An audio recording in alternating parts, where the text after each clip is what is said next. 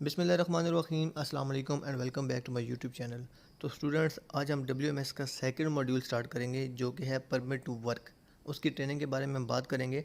तो सबसे पहले इंट्रोडक्शन होगा, पर्पस होगा, स्कोप होगा, उसके बाद role and responsibilities, framework and process रहेगा। तो सबसे पहले क्या है कि परमिट टू वर्क क्या चीज़ है। For the purpose of this permit to work standard, work can be described as an activity that comprises one or more tasks। कि आपका जो भी मुकम्मल एक काम होगा उसके अंदर एक से ज़्यादा टास्क हो सकते हैं, एक से ज़्यादा एक्टिविटीज़ हो सकती हैं। फॉर एग्जांपल, अगर आपने कलम की ट्रे रिमूवल करनी है तो उसके लिए सबसे पहले आपको ब्लाइंडिंग करनी पड़ेगी, फिर आपका मेन वे ओपनिंग होगा, फिर आपकी इंटरनल इंस्पेक्शन होगा, फिर जाके आपकी ट्रे रिमूवल होगी। इसके बाद है it is implicit that the work has been agreed as necessary having been through the planning stage of the work management system process.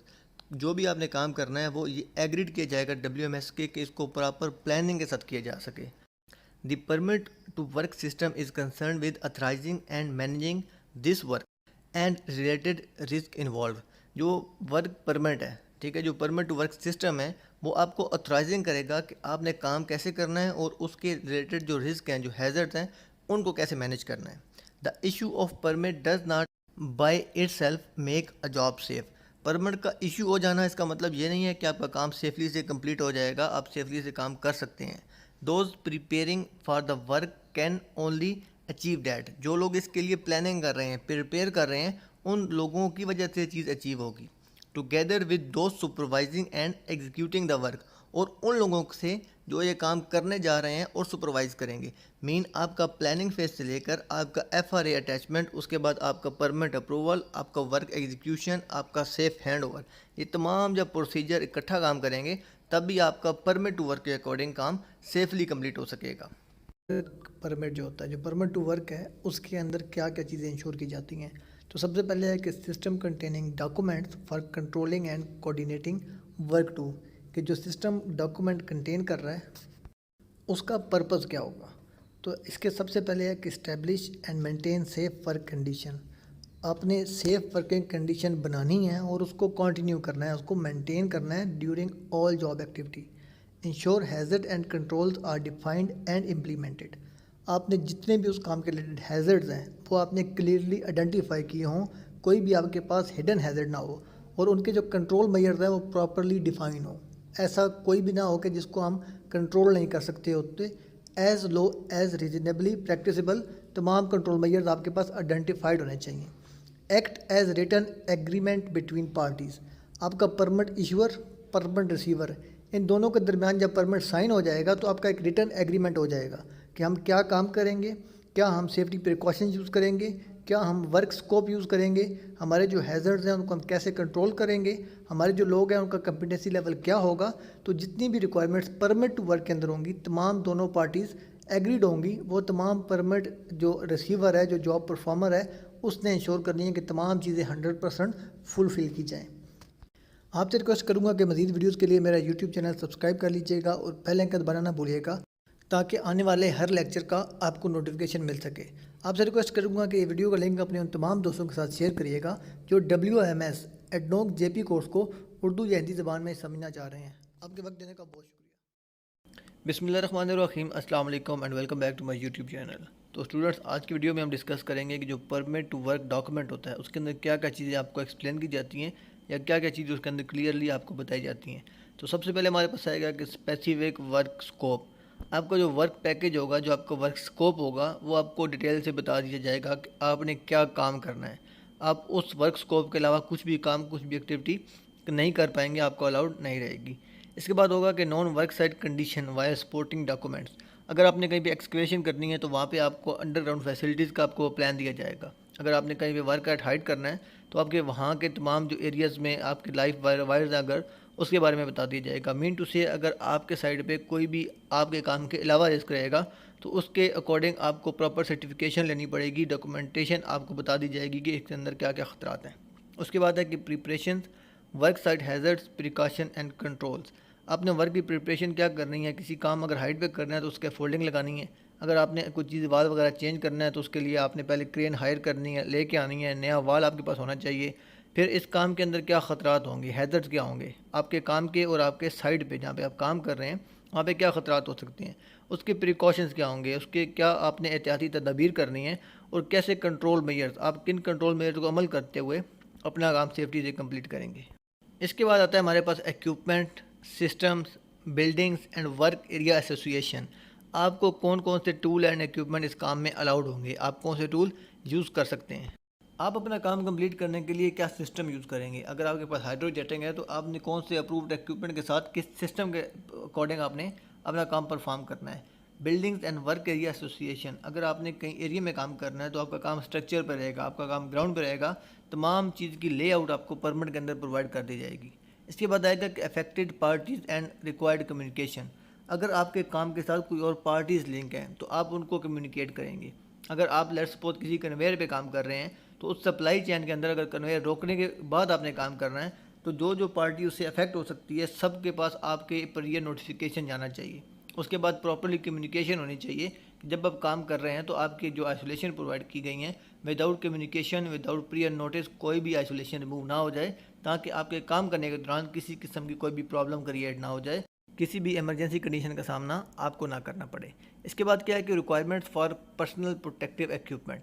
आपके वर्क नेचर के अकॉर्डिंग आपको जो जो पर्सनल प्रोटेक्टिव इक्विपमेंट आपको पीपीज रिक्वायर्ड होंगे permit के अंदर वो क्लियरली मेंशन कर दिए जाएंगे। फॉर एग्जांपल अगर आपकी स्टैकिंग की जॉब है तो आपको फिंगर सेवर चाहिए होगा, आपको इम्पैक्ट रेजिस्टेंट ग्लव्स चाहिए होंगे। अगर आपने हाइट पे काम करना है तो आपको फुल बॉडी हार्नेस चाहिए होगी। इसी तरह अगर आपने जो भी वर्क रिलेटेड एक्टिविटी होगी, आपने अगर H2S रेड जोन में या एम्बर जोन में काम करना है तो आपको ब्रीथिंग अपरेटस या आपको सप्लाई एयर रिक्वायर्ड होगी। एंड पे आता है हमारे पास verification of preparation, controls and रिवैलिडेशन।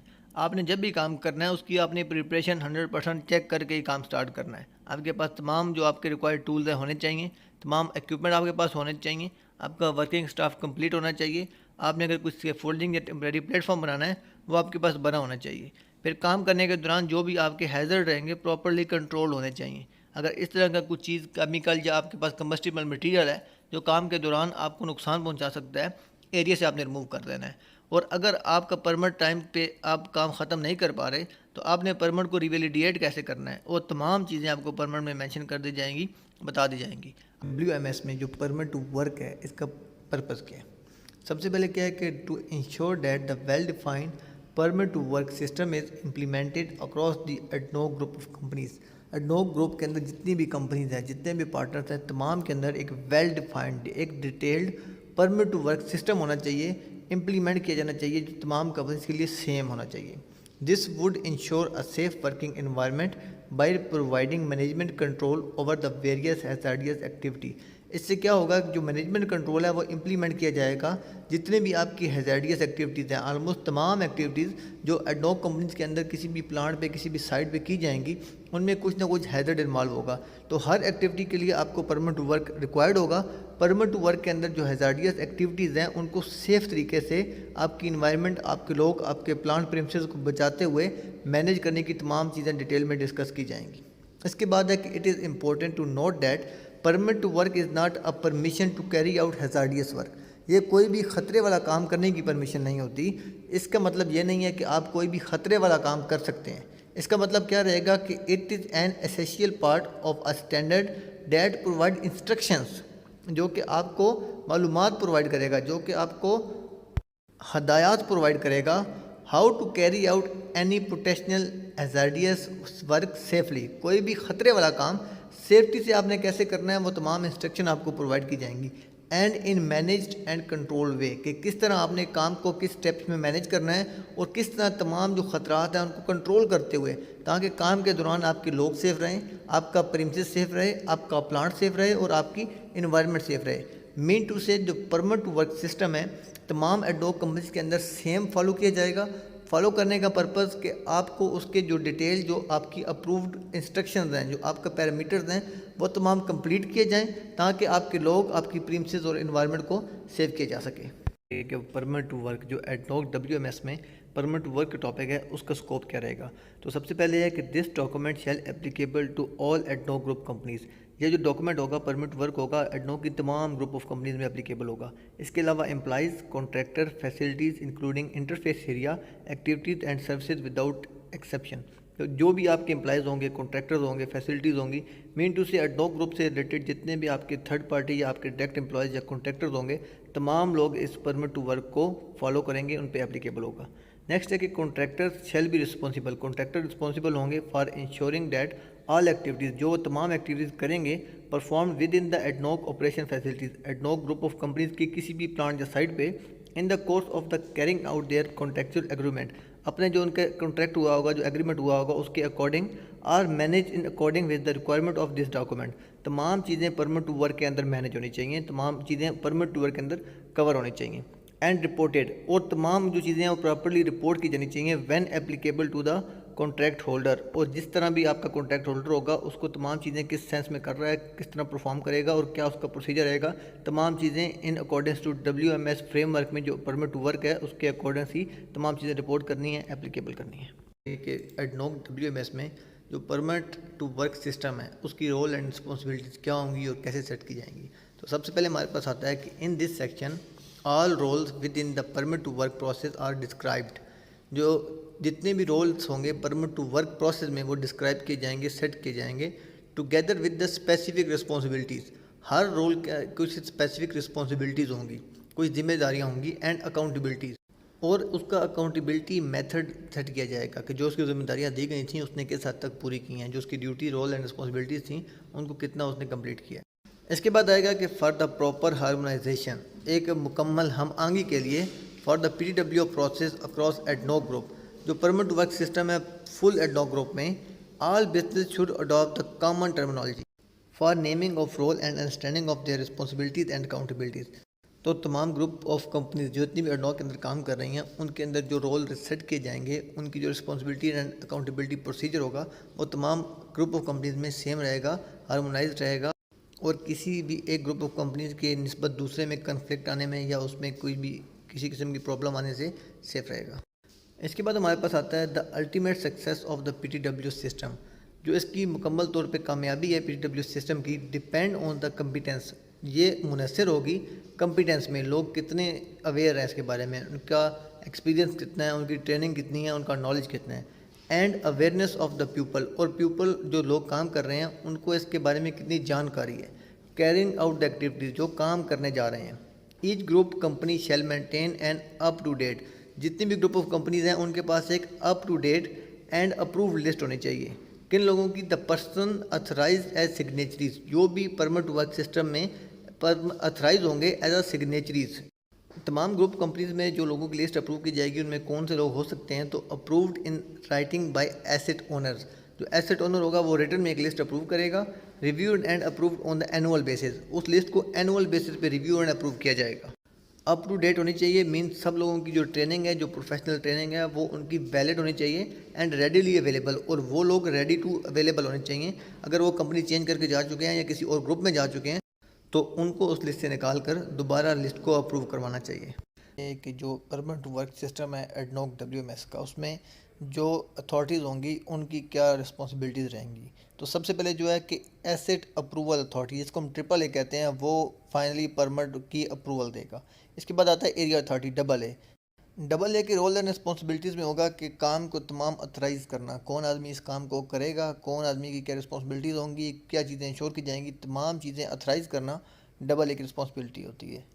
इसके बाद आता है परमिट इशूअर। तो परमिट इशूअर तमाम चीज़ें इंश्योर करने के बाद, जो प्री रेगुलर कंट्रोल एंड तमाम चीज़ें इंश्योर करने के बाद परमिट इशू करेगा। परफॉर्मिंग अथॉरिटी, जिसको हम PA कहते हैं, PA का सबसे इनिशियल काम परमिट रिक्वेस्ट करना होता है। कौन से यूनिट में, किस एरिया में, किस इक्विपमेंट में क्या काम करना है, वो परमिट PA रिक्वेस्ट करेगा। उसके साथ तमाम एडिशनल जो सर्टिफिकेट्स हैं, FRA, JSA, तमाम चीज़ें अटैच करके परमिट अप्रूवल के लिए रिक्वेस्ट करेगा। और काम ख़त्म होने के बाद PA ही होगा जो एडनॉक गैस से WMS के through permit to work system में परमिट क्लोज करवाएगा आफ्टर जॉब कंप्लीशन। इसके बाद आता है जॉब परफॉर्मर। जॉब परफॉर्मर कौन होता है? जिसने एरिया में जॉब एग्जीक्यूट करवानी है, वो परमिट रिसीव करेगा, एक्सेप्ट करेगा आफ्टर तमाम एग्रीड डॉक्यूमेंटेशन, तमाम सर्टिफिकेट्स के, तमाम चीज़ें साइड पे इंश्योर करवानी है, तमाम control measures as per attached FRA approved FRA होने चाहिए। लास्ट पे हमारे पास आता है परमिट इंडोजर। तो इसकी main responsibility as per their job description mention है कि परमिट इंडोज करना इनका काम रहेगा। तो ये कुछ रोल एंड रिस्पॉन्सिबिलिटीज़ हैं जो एडनॉक WMS में तमाम अथॉरिटीज़ की सेट की गई हैं। वर्क कंट्रोल अंडर पीटीडब्ल्यू के अंडर कौन कौन से काम कैसे कंट्रोल किए जाते हैं।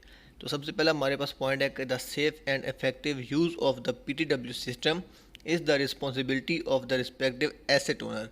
एडनॉक ग्रुप ऑफ कंपनीज में जो भी आदमी जिस प्लांट या साइट के लिए अथराइज अपॉइंटेड एसेट ओनर है, उसकी रिस्पॉन्सिबिलिटी है कि उसने इंश्योर करना है तमाम लोगों की प्रॉपर ट्रेनिंग प्रोवाइड कर दी गई हों, तमाम जो इक्विपमेंट्स हैं, जो तमाम हमारे पास क्राफ्ट्स हैं, उनकी थर्ड पार्टी सर्टिफिकेशन वैलिड होनी चाहिए। थर्ड पार्टी सर्टिफिकेशन प्रोवाइडर वो एडनॉक से अप्रूव्ड होना चाहिए। तो इसके रिलेटेड परमिट के अकॉर्डिंग जो भी हमारे पास एग्रीड एसओपीज़ हैं, जो हमारे पास एफआरए, हमारे पास जेएसए बनाए गए हैं, तमाम चीज़ें एज़ पर प्लान प्रॉपर होनी चाहिए और उनकी एग्जिस्टेंस उनको प्रॉपरली फॉलो किया जाना चाहिए। अगला पॉइंट है कि work categorisation chart advise the type of the permit. तो जो हमारे पास WCC है उससे हमें पता चलेगा कि हमारे पास ये कौन सा परमिट रहेगा। Out work, critical, general work permit. हम उसकी सिंपली चेकलिस्ट फिल करेंगे, जो चीज़ उसमें एप्लीकेबल हो रही होंगी उसके अकॉर्डिंग हम डिसाइड कर लेंगे कि किस काम के लिए, किस नेचर ऑफ, किस टाइप ऑफ वर्क के लिए हमें कौन सा परमिट चाहिए। उसके बाद फिर उसमें JSA या FRA क्या लगेगा, उसकी भी तमाम रिकमेंडेशन हमें गाइडलाइंस WCC से, वर्क कैटेगराइजेशन चार्ट से मिल जाएंगी। इसके बाद जो पॉइंट आता है कि exceptions from PTW process shall meet all the below. वो तमाम चीज़ें जो पीटीडब्ल्यू से हम परमिट टू वर्क के अलावा कर सकते हैं, नीचे वाली तमाम चीज़ें जो डिस्कस करेंगे वो होंगी। तो इसमें सबसे पहले आता है रूटीन एक्टिविटीज़ इंक्लूडिंग मेंटेनेंस। जो प्लांट पे ऑपरेटर जॉब हो रही है, जो रूटीन एक्टिविटीज़ हो रही हैं including small level of maintenance, वो आपको उस काम के लिए पीटीडब्ल्यू नहीं चाहिए होगा। लो रिस्क इन नेचर, कोई भी ऐसी एक्टिविटी जो लो रिस्क इन नेचर है, आप प्लांट के अंदर कोई टूल्स पैनल लेके मूव कर रहे हैं, साइकिल चला के जा रहे हैं, तो इस काम में बहुत कम रिस्क है, बहुत कम खतरा है, तो ये काम आप विदाउट परमिट आप कर सकते हैं। सिंगल डिसिप्लिन ट्रेड, कोई भी एक आदमी अपना रूटीन जॉब खुद ही अकेले सिंगल कर रहा है, उसे किसी चीज़ की हेल्प या किसी सपोर्ट रिक्वायर्ड नहीं है, जो कोई भी थर्ड पार्टी उसको आके फैसिलिटेट नहीं कर रही, तो वो काम भी आप बिना परमिट के कर सकते हैं। इसके बाद हमारे पास है completed in less than a shift. तो इस पॉइंट के लिए हम रेफ़र करेंगे WCC को। अगर वो काम हमारे पास हाई रिस्क के नेचर है तो उसके लिए हमें परमिट चाहिए होगा। अदरवाइज़ कोई भी ऐसा काम जो एक शिफ्ट में ख़त्म हो सके, वो रूटीन जॉब भी हो सकती है, नॉन रूटीन जॉब भी हो सकती है। तो as per WCC and low risk in nature हमें उस काम के लिए परमिट रिक्वायर्ड नहीं होगा। लास्ट चीज़ आ जाती है नो इम्पैक्ट ऑन ऑपरेशन। तो जो ऑपरेशन की रूटीन जॉब्स हैं वो किसी भी एक शिफ्ट में कर रहे हैं, एक यूनिट में कर रहे हैं, एक एरिया में मल्टीपल इक्विपमेंट या सिंगल इक्विपमेंट पे कर रहे हैं, तो ऑपरेशन की जितनी भी जॉब्स होंगी रूटीन जॉब्स, उसके लिए हमें परमिट रिक्वायर्ड नहीं होगा। PTW इंटरफेस क्या होता है? एडनॉक ग्रुप ऑफ कंपनीज के साथ एंड एक्सटर्नल अथॉरिटीज़ के साथ। इस बात के लिए हम सबसे पहले डिस्कस कर लें कि इंटरफेस क्या होता है। कोई भी ऐसे एरिया में काम जो दो पार्टीज़ की बाउंड्रीज कहलाएगा।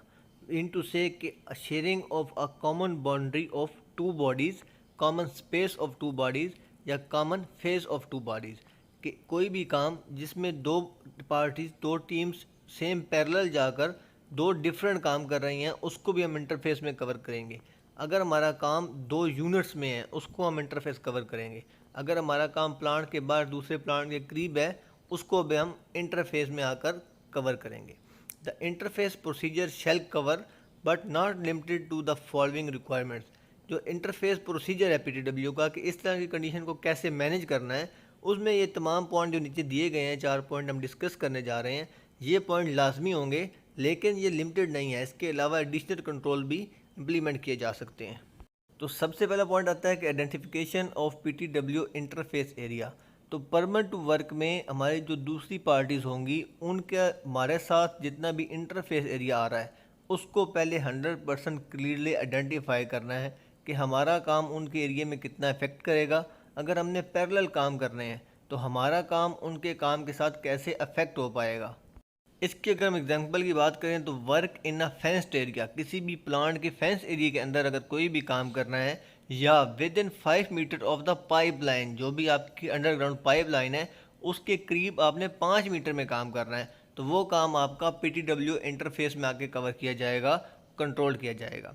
वर्क रिक्वायरिंग ईजमेंट सर्टिफिकेट, ऐसे काम के लिए जिसके अंदर हमें इंटरफेस का सामना होगा उसके लिए हमें ईजमेंट सर्टिफिकेट चाहिए होगा, जो परमिट के साथ लाइव होना चाहिए, अटैच होना चाहिए। ईजमेंट सर्टिफिकेट को हम अपनी नेक्स्ट स्लाइड में जाकर डिटेल से डिस्कस करेंगे। कोई भी काम जब हमने BTW इंटरफेस के अकॉर्डिंग आगे करना है तो उसके लिए authorise person for easement certificate, easement certificate के साथ साथ एक कॉम्पिटेंट अथराइज पर्सन अपॉइंट किया जाएगा जो कि दोनों पार्टीज के दरमियान की रोल की इंपॉर्टेंस होगी, की प्लेयर के तौर पे काम करेगा, दोनों पार्टीज के दरमियान कोऑर्डिनेशन को इंश्योर करेगा ताकि इंटरफेस में काम करते हुए एक दूसरे की प्रीमिसेस में या क्लोज टू प्रीमिसेस दोनों पार्टीज अपना काम सेफली से एग्जीक्यूट कर सकें, काम को प्रॉपर कंट्रोल किया जा सके। WCC जिसको हम वर्क कैटेगराइजेशन चार्ट कहते हैं, डिटेल से डिस्कस करते हैं। तो सबसे पहले हमारे पास पार्ट 1 आता है जिसमें सबसे पहले है कि नोट्स। नंबर 1 है start the top of the list and answer each question by placing X for the yes and no in the column.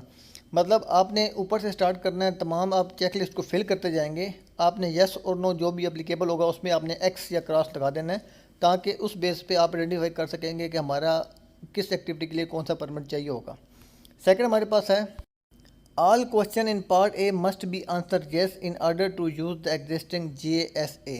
अगर किसी एक्टिविटी के लिए एग्जिस्टिंग JSA आपने यूज़ करना है तो उसके लिए लाजमी होगा कि तमाम जो आगे पार्ट्स हैं ए के उसके अंदर आप लाजमी येस सेलेक्ट करेंगे, तभी आप JSA को यूज़ कर सकते हैं जो आपका एग्जिस्टिंग होगा। The permit type and the JSA level is indicated below with a color code in part B, C and D.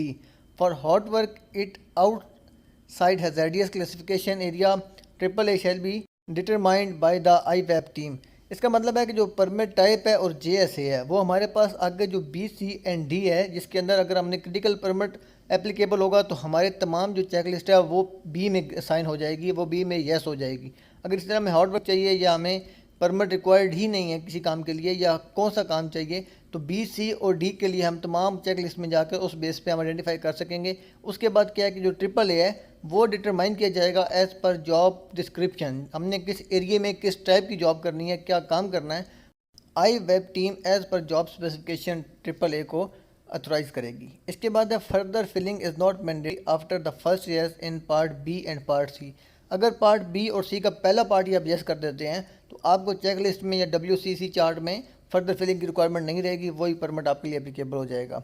Where a formal risk assessment has been demand necessary by the IWAP team, the formal risk assessment can be attach to any category of the PTW। हमारे पास अगर कहीं भी FRA की जो requirements आ जाएगी तो उस पे के लिए एक आपने FRA अटैच करना है जो कि IWAP टीम से अप्रूव होना चाहिए, परमिट के साथ उसकी अटैचमेंट आपने लाजमी करनी है। तो अभी हम बात करें पार्ट ए की। पार्ट ए क्या है, नंबर 1 पे does N approved JSA existed for the planned work executing. हमने जो JSA की लाइब्रेरी है जो हमारे पास है, फ्यूरी है, उसके अंदर हमने तमाम चीज़ें चेक कर लेनी है जो भी हमारे अप्रूव्ड JSA होते हैं, जो कि अप्रूवल के बाद अप्रूवल टीम में कौन कौन होता है हमारे पास, ऑपरेशन, सेफ्टी, हमारे पास एग्जीक्यूशन, तमाम लोगों की जो कंबाइंड टीम होती है जब वो FRA का रिव्यू करके उसको अप्रूव कर देती है तो जॉब एग्जीक्यूशन के बाद वो FRA या JSA हमारी लाइब्रेरी का हिस्सा बन जाता है, वहाँ पे स्टोर हो जाता है, सेव हो जाता है। तो सबसे पहले ये है कि हमारे पास इस एक्टिविटी के लिए किसी भी प्लांट किसी भी एरिया में ऑलरेडी एग्जिस्टिंग JSA है या नहीं है, तो ये चेक करना है। अगर है तो provide the JSA number, indicate activity, किस एक्टिविटी में था, हॉट वर्क, जनरल वर्क, जो भी तमाम कंडीशंस हैं जो उस एक्टिविटी को कवर कर रही हैं वो यहाँ पे आपने सेलेक्ट करना है, वहाँ पे आपने इंश्योर करना है कि राइट टाइप ऑफ एक्टिविटी यहाँ पे लाजमी आपने टिक करनी है। नंबर 2 पे है does the work activity is the listed JSA match the method statement activity description for the plan work activity. Main आपका जो JSA या FRA है उसके ऊपर जो वर्क डिस्क्रिप्शन है, जो जो आपने काम करना है वो आपका मेथड स्टेटमेंट के अंदर वही चीज़ें रिफ्लेक्ट होनी चाहिए। लेट्स सपोज आपने एक कॉलम है उसकी मेन में ओपन करना है, उसकी इंटरनल स्कैफोल्डिंग करनी है, स्लाइड रिमूवल करना है, इंटरनल चेंज करने हैं, इंस्पेक्शन करवाना है आपने, फिर इंटरनल स्कैफोल्डिंग रिमूव करवानी है, बॉक्स अप करना है। तो अगर आपके पास वर्क पैकेज में ये चीज़ है तो मेक श्योर कि आपके जो FRA है या JSA है उसके अंदर भी ये तमाम चीज़ें मेन डिस्क्रिप्शन में मेंशन होनी चाहिए, तभी आपका वो JSA इसके लिए एप्लीकेबल हो सकता है।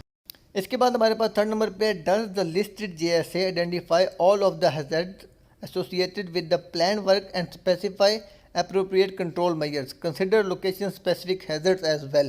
तो ये सबसे आपका इंपॉर्टेंट पॉइंट आएगा कि आपका जो JSA या FRA है उसके अंदर तमाम वर्क रिलेटेड हैजर्ड आइडेंटिफाई किए गए हैं या नहीं किए गए। इसके अंदर जॉब स्पेसिफिकेशन भी आ सकती है। आपने लेट्स सपोज अगर लिफ्टिंग का कुछ इक्विपमेंट आप करना है और आपने लिफ्टिंग का FRA यूज़ कर रहे हैं या मटेरियल शिफ्टिंग यूज़ कर रहे हैं, तो आपने ये मेक श्योर करना है कि अगर वो जोन क्लासिफिकेशन, एरिया क्लासिफिकेशन के साथ चीज़ें मेंशन हैं तभी आप यूज़ कर सकेंगे। आप कभी भी ग्रीन जोन का लिफ्टिंग का FRA आप रेड जोन में या एम्बर जोन में नहीं यूज़ कर सकेंगे। तो आपने ये चीज़ें लाजमी इंश्योर करनी है कि आपके जॉब के रिलेटेड तमाम हैज़र्ड जो भी खतरात हो सकते हैं, including your area classification, location, या जो भी आपके सराउंडिंग में एरियाज़ हैं, वो तमाम चीज़ें आपके FRA के अंदर, GSA के अंदर मेंशन होनी चाहिए और उनके कंट्रोल मेजर्स भी वहाँ पे लाजमी टर्न डाउन होने चाहिए। उसके बाद वो अप्रूव किया गया हो। ओनली इन दिस सिनेरियो वो GSA आप लाइब्रेरी से लेकर यूज़ कर सकेंगे। इसके बाद द परमिट में भी requested and the existing GSA can be attach. अगर तमाम आपके पास चीज़ें फुलफिल करती हैं तो आप परमिट रिक्वेस्ट कर सकते हैं और सेम FRA या GSA आप अटैच कर सकते हैं। Continue the assessment to part B. या पार्ट बी के लिए आगे हम जाते हैं, नेक्स्ट हम स्लाइड्स में देखते हैं कि पार्ट बी के अंदर क्या क्या रिक्वायरमेंट्स हैं। तो जैसे मैंने देखा था कि पार्ट बी और सी का अगर पहला पार्ट जैसे हो जाएगा तो आपके लिए सेम वो चीज़ एप्लीकेबल हो जाएगी, आपने फर्दर ऑन मूव नहीं करना। तो पार्ट बी डिस्कस करते हैं। अच्छा, पार्ट बी में हमारे पास सबसे पहले आता है does the work involved burning, gas cutting, welding to use the naked flame. हमारे इस काम में नेक फ्लेम इन्वॉल्व हो रहा है, कटिंग, वेल्डिंग या ग्राइंडिंग कुछ भी एक्टिविटी चल रही है जिसमें हमारे पास नेक स्पार्क बनेगा, फ्लेम बनेगा। तो अगर ये चीज़ एप्लीकेबल हो रही है, हम इसको यस करेंगे तो इसके लिए हमें हॉट वर्क का परमिट चाहिए होगा। हमने नेक्स्ट स्लाइड में नहीं जाना, नेक्स्ट क्वेश्चन को हमने आंसर या चेकलिस्ट फिल नहीं करनी। लेकिन अगर हमारे पास यहाँ पे नो आता है तो हम नेक्स्ट देखते हैं, नंबर 2 पे है does the work involve portable grinder, electrically powered और एयर पावर्ड। ठीक है, आपके पास न्यूमेटिक या इलेक्ट्रिक ग्राइंडर वगैरह यूज़ हो रहे हैं। नेक्स्ट हमने क्या चेक करना है, does the work involve electrical induction, pre heating, stress relieving और यूज़ ऑफ हाई टेम्परेचर कैलिब्रेटर्स। अगर इनमें से कोई भी चीज़ हम यूज़ कर रहे हैं तो हम इसको यस करेंगे तो हम फर्दर क्लासिफिकेशन में जाके चेक कर सकेंगे हमारा परमिट की टाइप क्या रहेगी। नेक्स्ट हमारे पास है does the work involve electrical welding. उसके बाद है does the work involve dry grit, short blasting and hazardous zone. आप जोन क्लासिफिकेशन देखेंगे, जोन 1, 2 या 0 कौन सा आपकी जोन क्लासिफिकेशन है। उसके बाद does the work generate heat, आपके इस काम से हीट जनरेट होगी या नहीं होगी। Does the work involve use of explosive devices. उसके बाद है कि does the work admit internal combustion engine into the hazardous area. तो अगर हम ये तमाम चीज़ें यस करके आते हैं तो इसके बाद क्या होगा कि hot work permit and GSA level 2 is required, refer to note 3 above. ठीक है, अगर हमारे पास ये चीज़ें यस हो जाएंगी तो हमें काम करने के लिए हॉट वर्क का परमिट चाहिए होगा। उसके साथ हमें GSA लेवल 2 रिक्वायर्ड होगा, तभी हम परमिट रिक्वेस्ट करके साथ अटैच करके अपना काम स्टार्ट कर सकते हैं। तो इसके बाद हम चलते हैं, ये तो था हमारे पास पार्ट ए था हमारे पास जनरल वर्क परमिट के लिए, पार्ट बी था हमारे पास हॉट वर्क परमिट के लिए। नेक्स्ट पार्ट सी में जाके हम क्रिटिकल वर्क परमिट को डिस्कस करते हैं। तो पार्ट सी में हमारे पास सबसे पहला पॉइंट आता है does the work involve ionising radiation source. अगर ये हो जाएगा तो हमने डायरेक्टली यस करके हमारे पास परमिट क्रिटिकल आ जाएगा। नंबर 2 पे हमारे पास है does the work involve hazardous activities. उसके बाद कौन कौन सी हो सकती हैं, spray, automated painting, grid blasting ETC if in confined space. Open area में आप कर सकते हैं या इन कन्फाइंड स्पेस, दोनों में जो भी होगा आपने as per your work activity यहाँ पे चेकलिस्ट में आपने यस से नो करना है। नंबर 3 पे है will the work be done at height, outside approved scaffolding platform और फिक्स स्ट्रक्चर।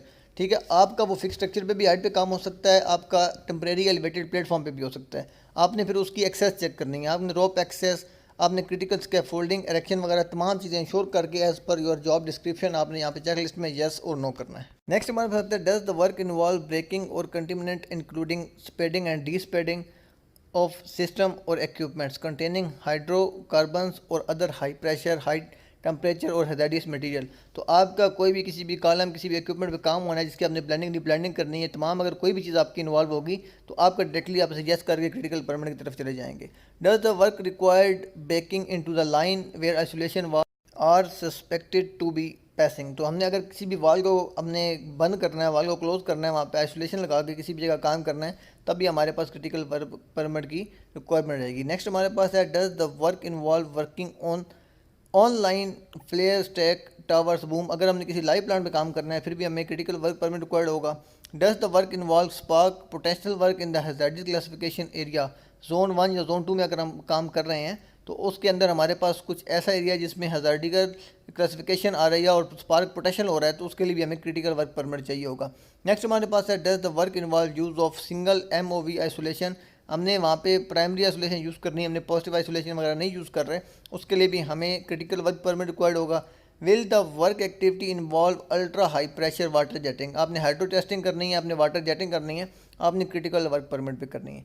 इसके बाद आता है will it be required to carry out all or part of the work activities at night or in condition to the potentially hardly visible, तो अगर आपने रात में कोई काम करना है, कोई भी किसी भी तरह की एक्टिविटीज़ हो सकती हैं, तो वो भी आपकी क्रिटिकल वर्क परमिट के अंदर आएंगी।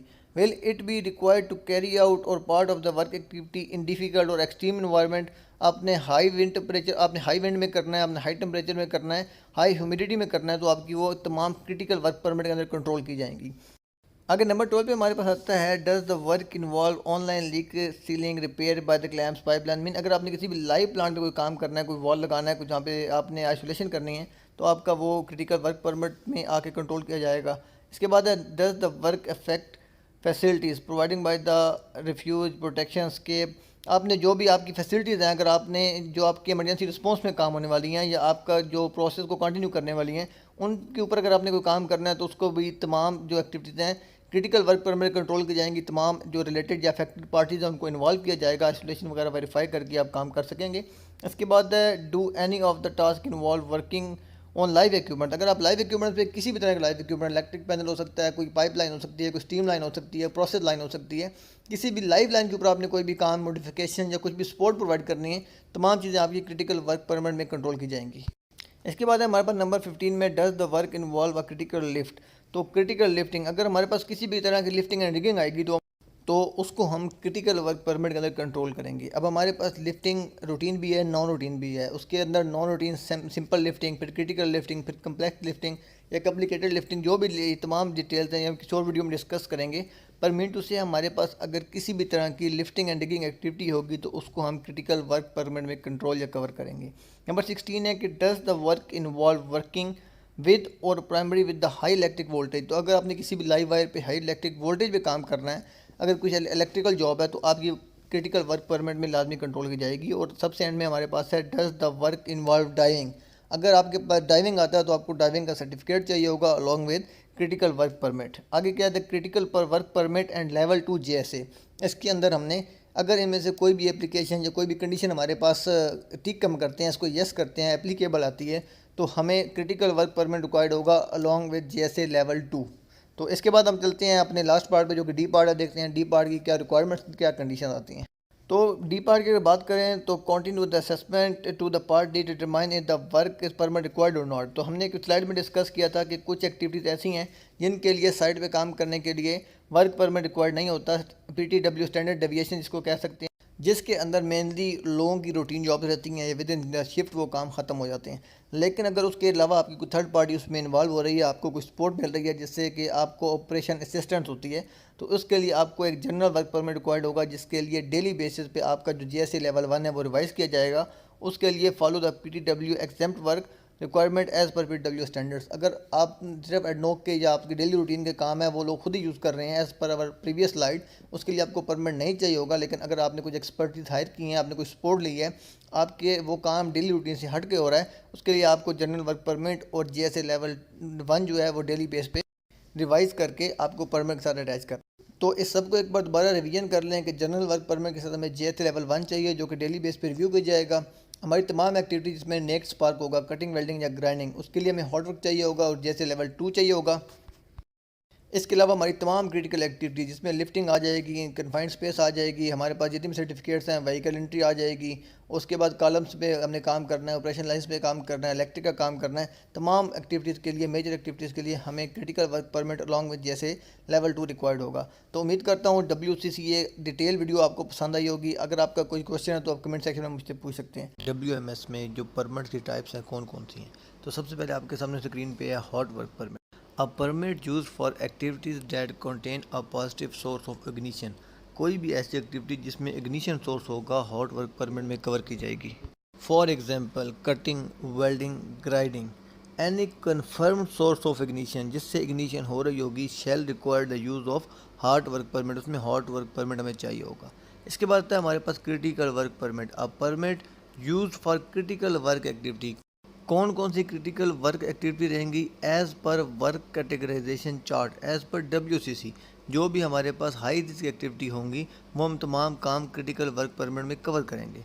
लास्ट में हमारे पास आएगा general work permit. A permit use for activities that डॉट covered in the hot work and critical work permit. तमाम वो एक्टिविटीज़ जो as per WCC work categorisation chart hot work या क्रिटिकल वर्क परमिट में कवर नहीं हो रही, उनके लिए हम साइट पर जनरल वर्क परमिट यूज़ करेंगे।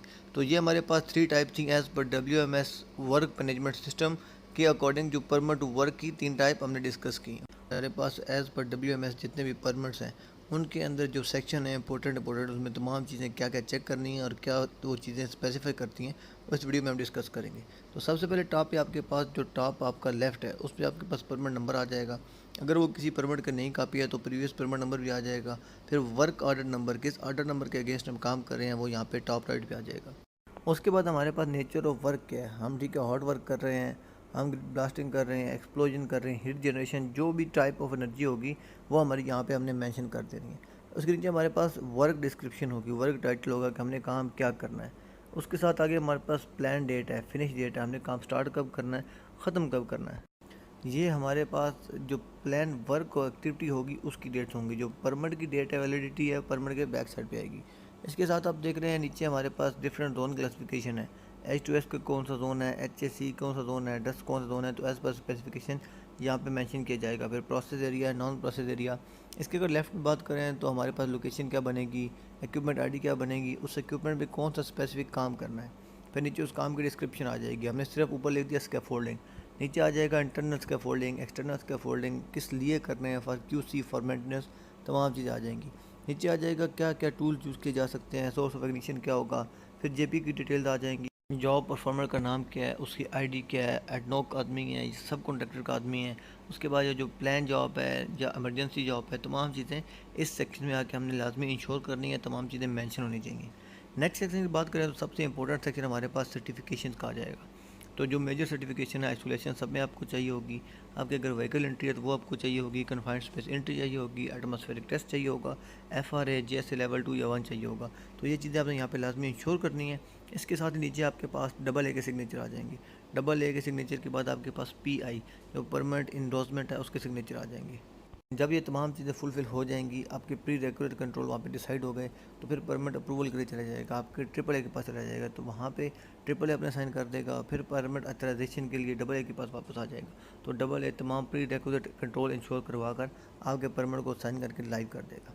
अभी हम जाते हैं नेक्स्ट पेज पे, जो सबसे इंपॉर्टेंट है, यहाँ पे कौन सा JP किस टाइम पे परमिट ले रहा है, कब तक उसका परमिट क्लोज होगा, नेक्स्ट JP कौन होगा, तमाम की डिटेल इस पेज पे आके फुलफिल की जाएगी ताकि 7 दिन तक परमिट की वैलिडिटी को इंश्योर किया जा सके। आगे हम बात करें नेक्स्ट पे तो परमिट क्लोजर आ जाएगा। तो परमिट क्लोजर के बाद तमाम जब आपने काम कंप्लीट कर लिया इंक्लूडिंग हाउस कीपिंग मेंटेनेंस तमाम के बाद इस पेज पे सेक्शन पे आगे परमिट क्लोज किया जाएगा। WMS में जो 3 टाइप ऑफ परमिट हैं उनके अलावा हमें जो सर्टिफिकेट चाहिए होते हैं वो हमें क्यों चाहिए और कितनी टाइप्स हैं। तो बेसिकली हमारे पास 10 टाइप के सर्टिफिकेट्स हैं जो हम नेक्स्ट वीडियो में जाके डिटेल से डिस्कस करेंगे। अभी हम बात करें सबसे पहले कि परमिट में के साथ सर्टिफिकेट हमें क्यों चाहिए। तो this is set of supporting documents. जो भी परमिट आपने लेना है उसके साथ कुछ चीज़ें इंश्योर करने के लिए आपको सपोर्टिंग डॉक्यूमेंट चाहिए होते हैं। For example isolation certificate, vehicle entry certificate, atmospheric testing, confined space entry या एक्सक्वेशन सर्टिफिकेट। तो ये आपके डॉक्यूमेंट जो आपके परमिट के साथ लाजमी होने चाहिए, एक सपोर्टिंग डॉक्यूमेंट का सेट होता है। इसके बाद आता है कम्प्लीमेंट्री टू PTW। अगर हमने किसी एरिया में काम करना है, कन्फाइंड स्पेस में काम करना है, हमारे पास कन्फाइंड स्पेस के लिए आइसोलेशन सर्टिफिकेट होना लाजमी है। तो ये आपके उस कन्फाइंड स्पेस परमिट को वैलिड या लाइव करने के लिए कम्प्लीमेंट्री पार्ट रहेगा। इसके बाद पॉइंट आता है कि स्टैंड अलोन डॉक्यूमेंट। तो इसका मतलब यह है कि कोई भी जो सर्टिफिकेट होगा वो इंडिविजुअली अपनी एग्जिस्टेंस रखता है। 7 डेज़ के लिए वैलिड होगा, 28 डेज़ के लिए वैलिड, डिपेंड कर सकता है सर्टिफिकेट की नेचर पर। लास्ट पॉइंट है कि ये आपके काम के नेचर के हिसाब से चेंज होगा। अगर आपको एक्सकवेशन करनी है तो एक्सकवेशन का सर्टिफिकेट चाहिए। हॉट वर्क करना है तो उसके लिए आपको एटमॉस्फेरिक टेस्ट चाहिए। कन्फाइंड स्पेस में एंट्री करनी है तो कन्फाइंड स्पेस एंट्री सर्टिफिकेट चाहिए। अगर कहीं पे आपने मटेरियल शिफ्टिंग करनी है तो आपको व्हीकल एंट्री चाहिए। Lifting plan is not a certificate but that is a part of your supporting documents. तो हमारे पास परमिट टू वर्क के साथ जो अटैचमेंट है कन्फाइंड स्पेस एंट्री सर्टिफिकेट, उसके लिए क्या क्या रिक्वायरमेंट होंगी। सबसे पहले है any work that requires entry into a confined space or into an area that could become a confined space। ऐसा तमाम एरिया जो कन्फाइंड स्पेस की प्रॉपर्टीज़ फुलफिल कर रहा होगा, जिसमें ऑक्सीजन डेफिशिएंसी हो सकती है, एंट्री एग्जिट लिमिटेड हो सकता है, वहाँ पे टॉक्सिक गैसेस हो सकती हैं, तो ऐसा एरिया कन्फाइंड स्पेस कहलाएगा। उस कन्फाइंड स्पेस में काम करने से पहले आपको परमिट के साथ कन्फाइंड स्पेस एंट्री सर्टिफिकेट चाहिए होगा। सर्टिफिकेट के ऊपर सबसे टॉप पे परमिट का नंबर होगा। उसके बाद इक्विपमेंट नंबर होगा, फिर आपकी जॉब डिस्क्रिप्शन होगी, उसके बाद क्या क्या प्री रेगुलेट कंट्रोल है वो तमाम चीज़ होनी चाहिए। इसके ऊपर ही आपका जो hole watcher confined space observer है उसका नंबर भी लाजमी लिखा होता है, उसका एम्प्लॉय नंबर क्या है, उसका कॉन्टैक्ट नंबर क्या है, उसका नाम क्या है, ताकि हम लोग जो अपना रिस्पॉन्सिबल पर्सन है, जो कन्फाइंड स्पेस ऑब्जर्वर है, वो यहाँ पे डिटरमाइन कर सकें। वो शुड भी थर्ड पार्टी सर्टिफाइड होना चाहिए, उसके पास इनफ नॉलेज एक्सपीरियंस होना चाहिए कि कन्फाइंड स्पेस में काम करने के दौरान मैंने अपने लोगों की कैसे केयर करनी है। उसके अलावा किन कंडीशन में हम कन्फाइंड स्पेस में काम कंटिन्यू कर सकते हैं और किन कंडीशन में हमें काम स्टॉप करना पड़ेगा, यहाँ पे मेंशन की जाएंगी। इसके ऊपर हमारे पास एटमॉस्फेरिक गैस टेस्टिंग के बाद जो हमारी कंटिन्यू गैस मॉनिटरिंग है, या हमने किसी इंटरवल पे करनी है, उसकी फ्रीक्वेंसी मेंशन की जाएगी। हमें कितने टाइम पहले वेंटिलेशन इंश्योर करनी है, 2 वे फोर्स वेंटिलेशन, वो भी इसके ऊपर मेंशन की जाएगी। तो मीन टू से कन्फाइंड स्पेस एंट्री के लिए जितनी भी रिक्वायरमेंट्स हैं परमिट के ऊपर मेंशन कर दी जाएंगी। कौन कौन से पीपीज हमें चाहिए, ब्रीथिंग कंपरेटर्स कौन सा चाहिए, गैस मॉनिटरिंग के लिए कौन सा मॉनिटर यूज़ करना है, उसके अलावा रेस्क्यू प्लान क्या होगा, तमाम चीज़ें कन्फाइंड स्पेस एंट्री परमिट में क्रिटिकल वर्क परमिट के साथ हमें लाजमी चाहिए होंगी। कन्फाइंड स्पेस एंट्री सर्टिफिकेट के अंदर तमाम चीज़ें मेंशन होंगी। एक्सकवेशन सर्टिफिकेट क्या चीज़ है?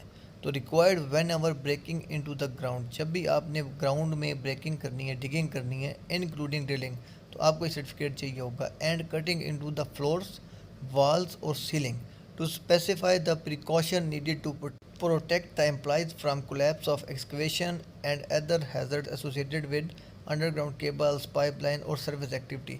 मीन जब भी हमने कहीं पे कुछ ग्राउंड ब्रेकिंग करनी है, एक्सकवेशन करनी है, तो हमारे लोग अंडरग्राउंड जो केबल्स हैं, जो पाइप्स हैं या सर्विसेज हैं, तो उनके एसोसिएटेड जो हैज़र्ड्स हैं उनके एक्सपोज ना हो जाए।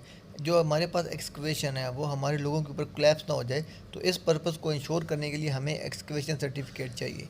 किस एरिया में करनी है, किस परमिट के एसोसिएट करनी है, कौन सा हम डिगिंग मटेरियल यूज़ कर सकते हैं, किस एरिया में हमने मैकेनिकल लिफ्टिंग करनी है, हमारे पास वहाँ की ग्राउंड रिपोर्ट क्या चीज़ है, हमारे पास नीचे कौन सी केबल्स हो सकती हैं, किस लोकेशन पे होंगी, अगर हम किसी एरिया में क्रॉस कर रहे हैं तो यहाँ पे कौन सी सर्विस लाइन आ सकती है, कौन सी अंडरग्राउंड फैसिलिटीज़ आ सकती हैं। तो ये तमाम चीज़ की क्लीयरेंस रिपोर्ट एक्सकवेशन सर्टिफिकेट में मिलेगा। इस सर्टिफिकेट के वैलिड लाइफ होने के बाद, परमिट के साथ अटैच होने के बाद ही हम अपना एक्सकवेशन का काम स्टार्ट कर सकते हैं। तो उम्मीद करता हूँ ये टॉपिक आपको समझ आ चुका होगा। परमिट टू वर्क सिस्टम के साथ जो ड्राइविंग सर्टिफिकेट है वो किस लिए है? A driving certificate is required to ensure that appropriate control measures are strictly applied to all the activity involving a diving operation which reduce the risk to a diving team as low as reasonably practicable। हमारे पास अगर कोई ऐसी activity होगी जो हमने deep water, समुंदर के अंदर, पानी के अंदर जाके एक्टिविटी करनी है, मेंटेनेंस जॉब करनी है, टाइन करनी है, कुछ चीज़ की मेजरमेंट लेनी है, रीडिंग चेक करनी है, थिकनेस चेक करनी है, जो भी एक्टिविटी होगी उसके लिए हमें क्रिटिकल वर्क परमिट के साथ हमें उसका डाइविंग सर्टिफिकेट चाहिए होगा। कौन सा परमिट है, किस एरिया में डाइविंग करनी है, टीम है, क्या रेगुलर कंट्रोल चाहिए, क्या ब्रीथिंग अपरेटर्स चाहिए, क्या आपका कम्युनिकेशन मेथड होगा, आपने इक्विपमेंट अपने साथ कैसे कैरी करने हैं, कैसे आपने ट्रांसपोर्टेशन मटेरियल शिफ्टिंग करनी है, और maximum at a one spot at a single dive आपने कितने ड्यूरेशन तक अंदर रह सकते हैं। ठीक है, तमाम रेस्क्यू कैसे हमने करना है, तमाम एक्टिविटीज़ को कंट्रोल करने के लिए प्रिकॉशन इसमें क्लियरली मेंशन होंगे। तो अगर आपका ड्राइविंग सर्टिफिकेट के अकॉर्डिंग कोई भी क्वेश्चन है तो आप कमेंट सेक्शन में मुझसे पूछ सकते हैं। Vehicle and machine entry certificate की क्या रिक्वायरमेंट्स होंगी? अगर हमारी एक्टिविटी के रिलेटेड कोई भी व्हीकल या कोई भी जनरेटर, कंप्रेसर जो कि इंजन जनरेटेड होगा, जिसके अंदर इंजन फिट होगा, फॉर एग्जांपल फोर्कलिफ्ट यूज़ हो सकती है, वेंटिलेशन के लिए कंप्रेसर यूज़ हो सकता है, इलेक्ट्रिसिटी के लिए जनरेटर यूज़ हो सकता है, क्रेन यूज़ हो सकती है, तो वो तमाम चीज़ें एरिया में लाने के लिए हमें व्हीकल एंड मशीनरी सर्टिफिकेट चाहिए होगा। As per zone call classification certificate होना चाहिए, चैलवन वॉल लगा होना चाहिए, स्पार्क अरेस्टर होना चाहिए। तमाम रिक्वायरमेंट्स के बाद जब हमें इंस्पेक्शन के बाद इक्विपमेंट लेके आना है तो हमारे परमिट के साथ व्हीकल एंड मशीन एंट्री का वैलिड सर्टिफिकेट होना चाहिए। सबसे ऊपर परमिट का नंबर आएगा, फिर व्हीकल डिस्क्रिप्शन आएगी, व्हीकल का प्लेट नंबर आएगा, फिर किस परमिट के साथ एसोसिएटेड है वो आएगा, जोन क्लासिफिकेशन कौन सा सर्टिफिकेट अटैच है वो आएगा, किस किस जोन में काम कर सकता है, कौन सी थर्ड पार्टियाँ चाहिए, किस आप जगह पे उसको पार्क कर सकते हैं, तमाम इन्फॉर्मेशन यहाँ पे मेंशन होगी। तो आपने मेक श्योर करना है कि आपके पास वैलिड और लाइफ एंट्री सर्टिफिकेट होना चाहिए, vehicle and machine entry certificate. उसके बाद ही आप अपना कोई भी इक्विपमेंट वहाँ पे ट्रांसफ़र या मूव कर सकते हैं। नाजिंग रेडिएशन सर्टिफिकेट हमें क्यों चाहिए होता है? तो ionising radiation certificate is required for all the activity that involves handling and use of radioactive source such as radiography, radioactivity, based on the process instruments. ठीक है, हमें अगर किसी भी रेडियो एक्टिव मटेरियल को यूज़ करना है, इवन ट्रांसपोर्ट करना है, हैंडल करना है, उसको यूज़ करने के लिए लेके जाना है, तमाम काम के लिए हमें क्रिटिकल वर्क परमिट के साथ आयनाइजिंग रेडिएशन सर्टिफिकेट चाहिए होगा। किस परमिट के अकॉर्डिंग है, क्या टाइप ऑफ हमारे पास मटेरियल है, उसको हमने यूज़ कैसे करना है, उसकी हमारे पास क्वांटिटी कितनी है, उसका एक्सपोजर कितना हो सकता है, उसको हमने किस टाइम में यूज़ करना है, हमारे पास उसको यूज़ करने के लिए तमाम जो लोग हैं कंपिटेंट हैं, तो ये तमाम चीज़ें इस सर्टिफिकेट के अंदर कवर होंगी। तो WMS में परमिट वर्क के साथ अटैच होने वाले सर्टिफिकेट्स में से सबसे इम्पोर्टेंट सर्टिफिकेट के बारे में डिस्कस करेंगे, एटमॉस्फेरिक टेस्ट रिकॉर्ड फॉर्म। तो जब भी हमने किसी एरिया में काम स्टार्ट करना है, सबसे पहले AGT अथराइज गैस टेस्टर वहाँ पे आके गैस टेस्टिंग करेगा। कौन कौन सी गैसेस चेक करता है, हाइड्रोकार्बन कंसनट्रेशन कितनी है, वेपर्स कितने हैं, ऑक्सीजन की एडिक्वेंसी कितनी है, कम होगा तो हमारे लिए सांस लेने में प्रॉब्लम होगी, ज़्यादा होगा तो फायर लगने के चांसेस ज़्यादा हो जाएंगे। कार्बन मोनोऑक्साइड की वहाँ पे एग्जिस्टेंस कितनी है, ज़्यादा होगी तो ऑक्सीजन के साथ रिएक्शन करके कार्बन डाइऑक्साइड बनाएगी, सांस लेने के लिए ऑक्सीजन की क्वांटिटी मात्रा कम हो जाएगी। इसके बाद H2S टॉक्सिक गैसेस कितनी है। तो ये तमाम चीज़ें हमारे काम स्टार्ट करने से पहले, कन्फाइंड स्पेस भी हो सकता है हमारे पास, किसी भी एटमॉस्फेयर में जब भी आपने किसी भी अननोन प्रेमिसेस में काम करना है, तो उसके लिए सबसे इंपॉर्टेंट जो चीज़ होती है, सबसे important certificate atmospheric gas testing है, in order to determine the concentration of harmful vapours. इसके अंदर हाइड्रोकार्बन कंसंट्रेशन आ जाएगी, टॉक्सिक गैसेस आ जाएंगी। ठीक है, इसके बाद है कि in order to adequacy of oxygen, तो ऑक्सीजन हमारे पास मिनिमम 19.5 और मैक्सिमम 23.5 होनी चाहिए। और continuous atmospheric test duration during the activity, हमें जो गैस टेस्टिंग करनी है कंटिन्यू करनी है, किन इंटरवल के बाद करनी है, तमाम रिक्वायरमेंट इस परमिट के अंदर, इस सर्टिफिकेट के अंदर मेंशन की जाएंगी। कि इजमेंट सर्टिफिकेट क्या चीज़ है, required for any construction or repair activities performed in a common service, utility area, pipeline, communication और electrical power line। अगर हमने शेयरिंग फैसिलिटीज़ वाले एरिया में कुछ भी एक्टिविटी करनी होगी, तो उसके रिलेटेड जितनी कंसर्न पार्टीज़ हैं तमाम की अप्रूवल लेनी होगी। सब रिलेटेड पार्टीज से अर्ली अप्रूवल लेके उनको अर्ली इंटीमेशन देनी पड़ेगी, ताकि अपनी चीज़ों को वो सिक्योर करने के लिए कुछ अपना फीडबैक कर सकें, कुछ अपने लिए वर्कआउट कर सकें। तो इस सर्टिफिकेट में किस परमिट के अकॉर्डिंग काम हो रहा है वो मेंशन होगा, किस लोकेशन पे कौन कौन सी फैसिलिटीज़ डैमेज हो सकती हैं, अफेक्ट हो सकती हैं, वो तमाम चीज़ें इस परमिट के सर्टिफिकेट में मेंशन होगी।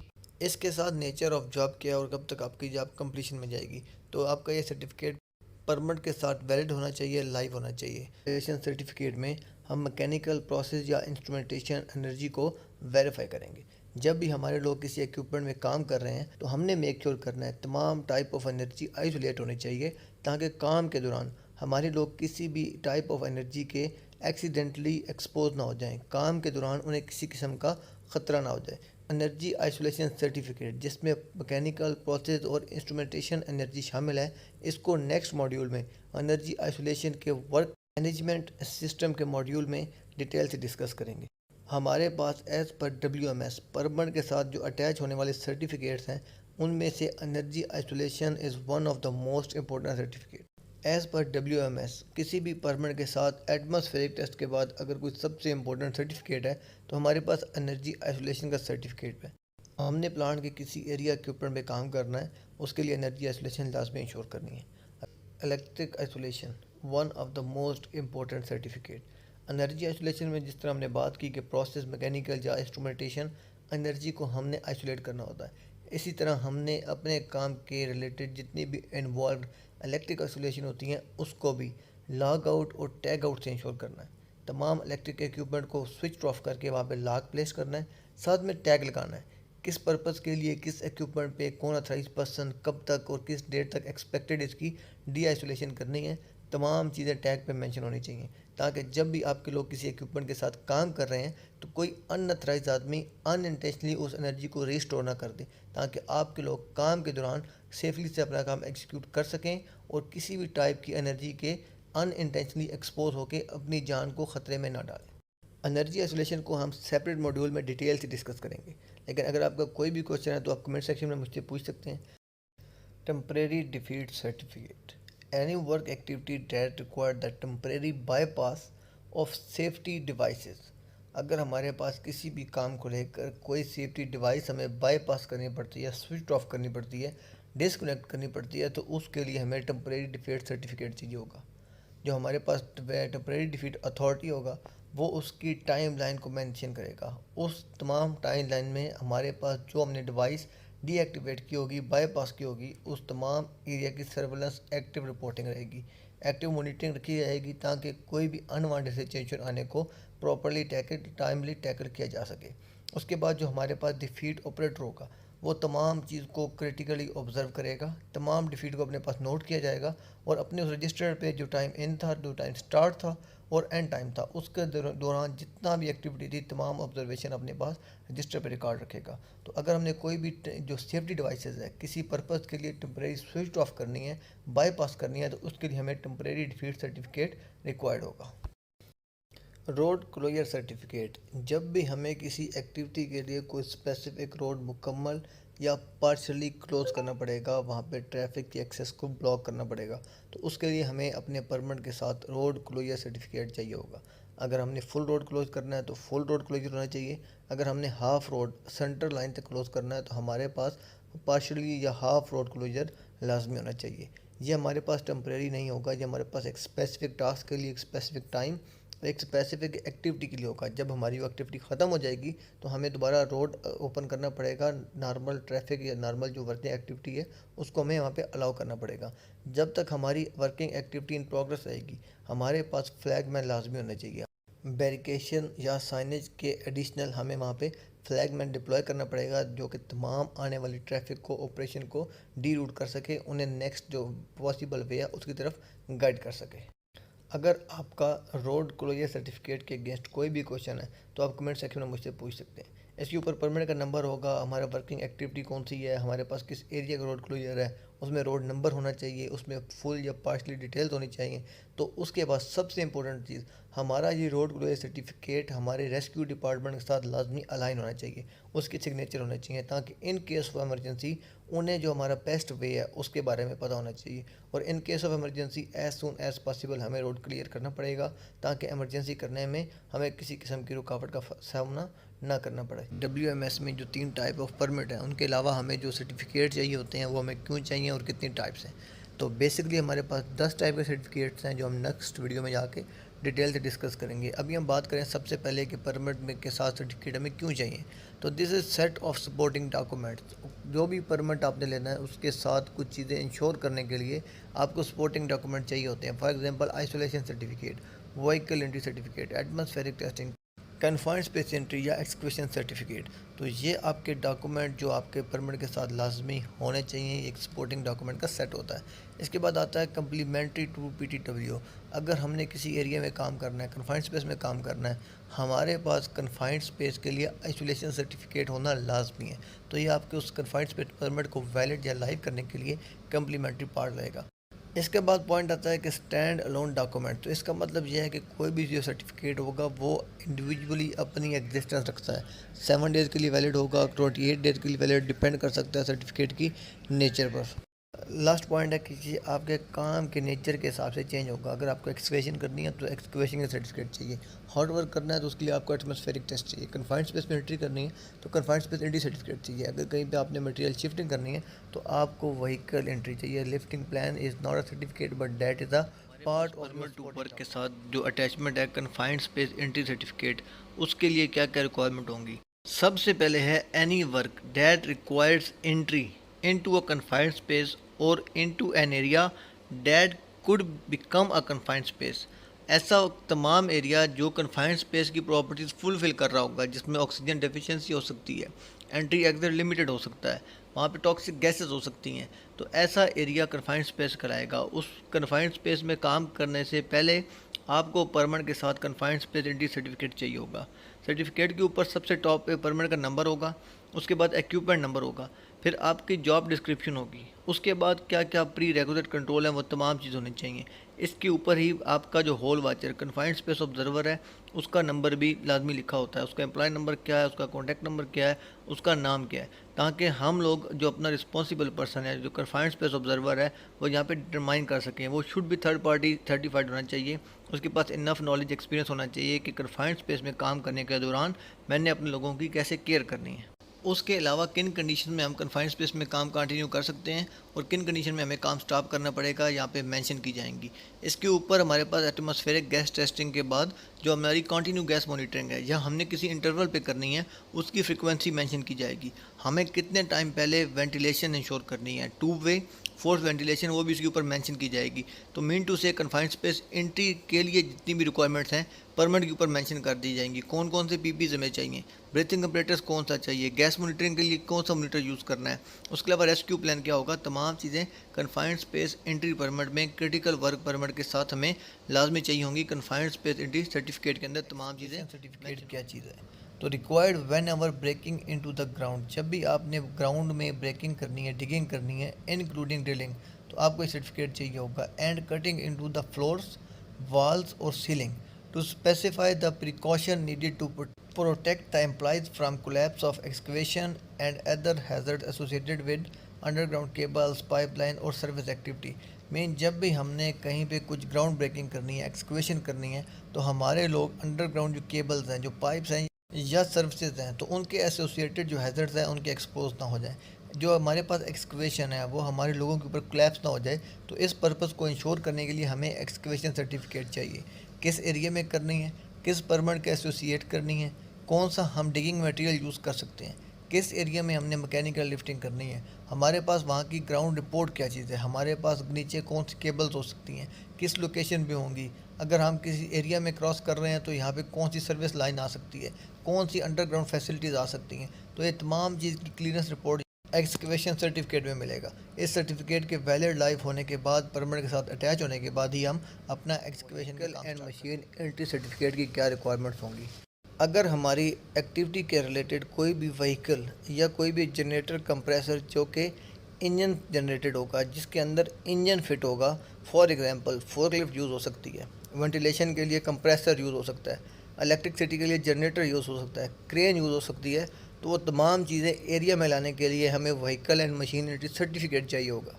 As per zone call classification certificate होना चाहिए, चैलवन वॉल लगा होना चाहिए, स्पार्क अरेस्टर होना चाहिए। तमाम रिक्वायरमेंट्स के बाद जब हमें इंस्पेक्शन के बाद इक्विपमेंट लेके आना है, तो हमारे परमिट के साथ व्हीकल एंड मशीन एंट्री का वैलिड सर्टिफिकेट होना चाहिए। सबसे ऊपर परमिट का नंबर आएगा, फिर व्हीकल डिस्क्रिप्शन आएगी, व्हीकल का प्लेट नंबर आएगा, फिर किस परमिट के साथ एसोसिएटेड है वो आएगा, जोन क्लासिफिकेशन कौन सा सर्टिफिकेट अटैच है वो आएगा, किस किस जोन में काम कर सकता है, कौन सी थर्ड पार्टियाँ चाहिए, किस आप जगह पे उसको पार्क कर सकते हैं, तमाम इन्फॉर्मेशन यहाँ पे मेंशन होगी। तो आपने मेक श्योर करना है कि आपके पास वैलिड और लाइव एंट्री सर्टिफिकेट होना चाहिए, vehicle and machine entry certificate. उसके बाद ही आप अपना कोई भी इक्विपमेंट वहाँ पे ट्रांसफर या सिस्टम के साथ जो ड्राइविंग सर्टिफिकेट है वो किस लिए है। A diving certificate is required to ensure that appropriate control measures are strictly applied to all the activity involving a diving operation, which reduce the risk to a diving team as low as reasonably practicable। हमारे पास अगर कोई ऐसी activity होगी जो हमने deep water, समुंदर के अंदर, पानी के अंदर जाके एक्टिविटी करनी है, मेंटेनेंस जॉब करनी है, टाइन करनी है, कुछ चीज़ की मेजरमेंट लेनी है, रीडिंग चेक करनी है, थिकनेस चेक करनी है, जो भी एक्टिविटी होगी उसके लिए हमें क्रिटिकल वर्क परमिट के साथ हमें उसका डाइविंग सर्टिफिकेट चाहिए होगा। कौन सा परमिट है, किस एरिया में डाइविंग करनी है, टीम है, क्या रेगुलर कंट्रोल चाहिए, क्या ब्रीथिंग अपरेटर्स चाहिए, क्या आपका कम्युनिकेशन मेथड होगा, आपने इक्विपमेंट अपने साथ कैसे कैरी करने हैं, कैसे आपने ट्रांसपोर्टेशन मटेरियल शिफ्टिंग करनी है, और maximum at a one spot at a single dive आपने कितने ड्यूरेशन तक अंदर रह सकते हैं। ठीक है, तमाम रेस्क्यू कैसे हमने करना है, तमाम एक्टिविटीज़ को कंट्रोल करने के लिए प्रिकॉशन में क्लियरली रेडिएशन सर्टिफिकेट हमें क्यों चाहिए होता है। तो ionising radiation certificate is required for all the activity that involves handling and use of radioactive source such as radiography, radioactivity based on the process instruments.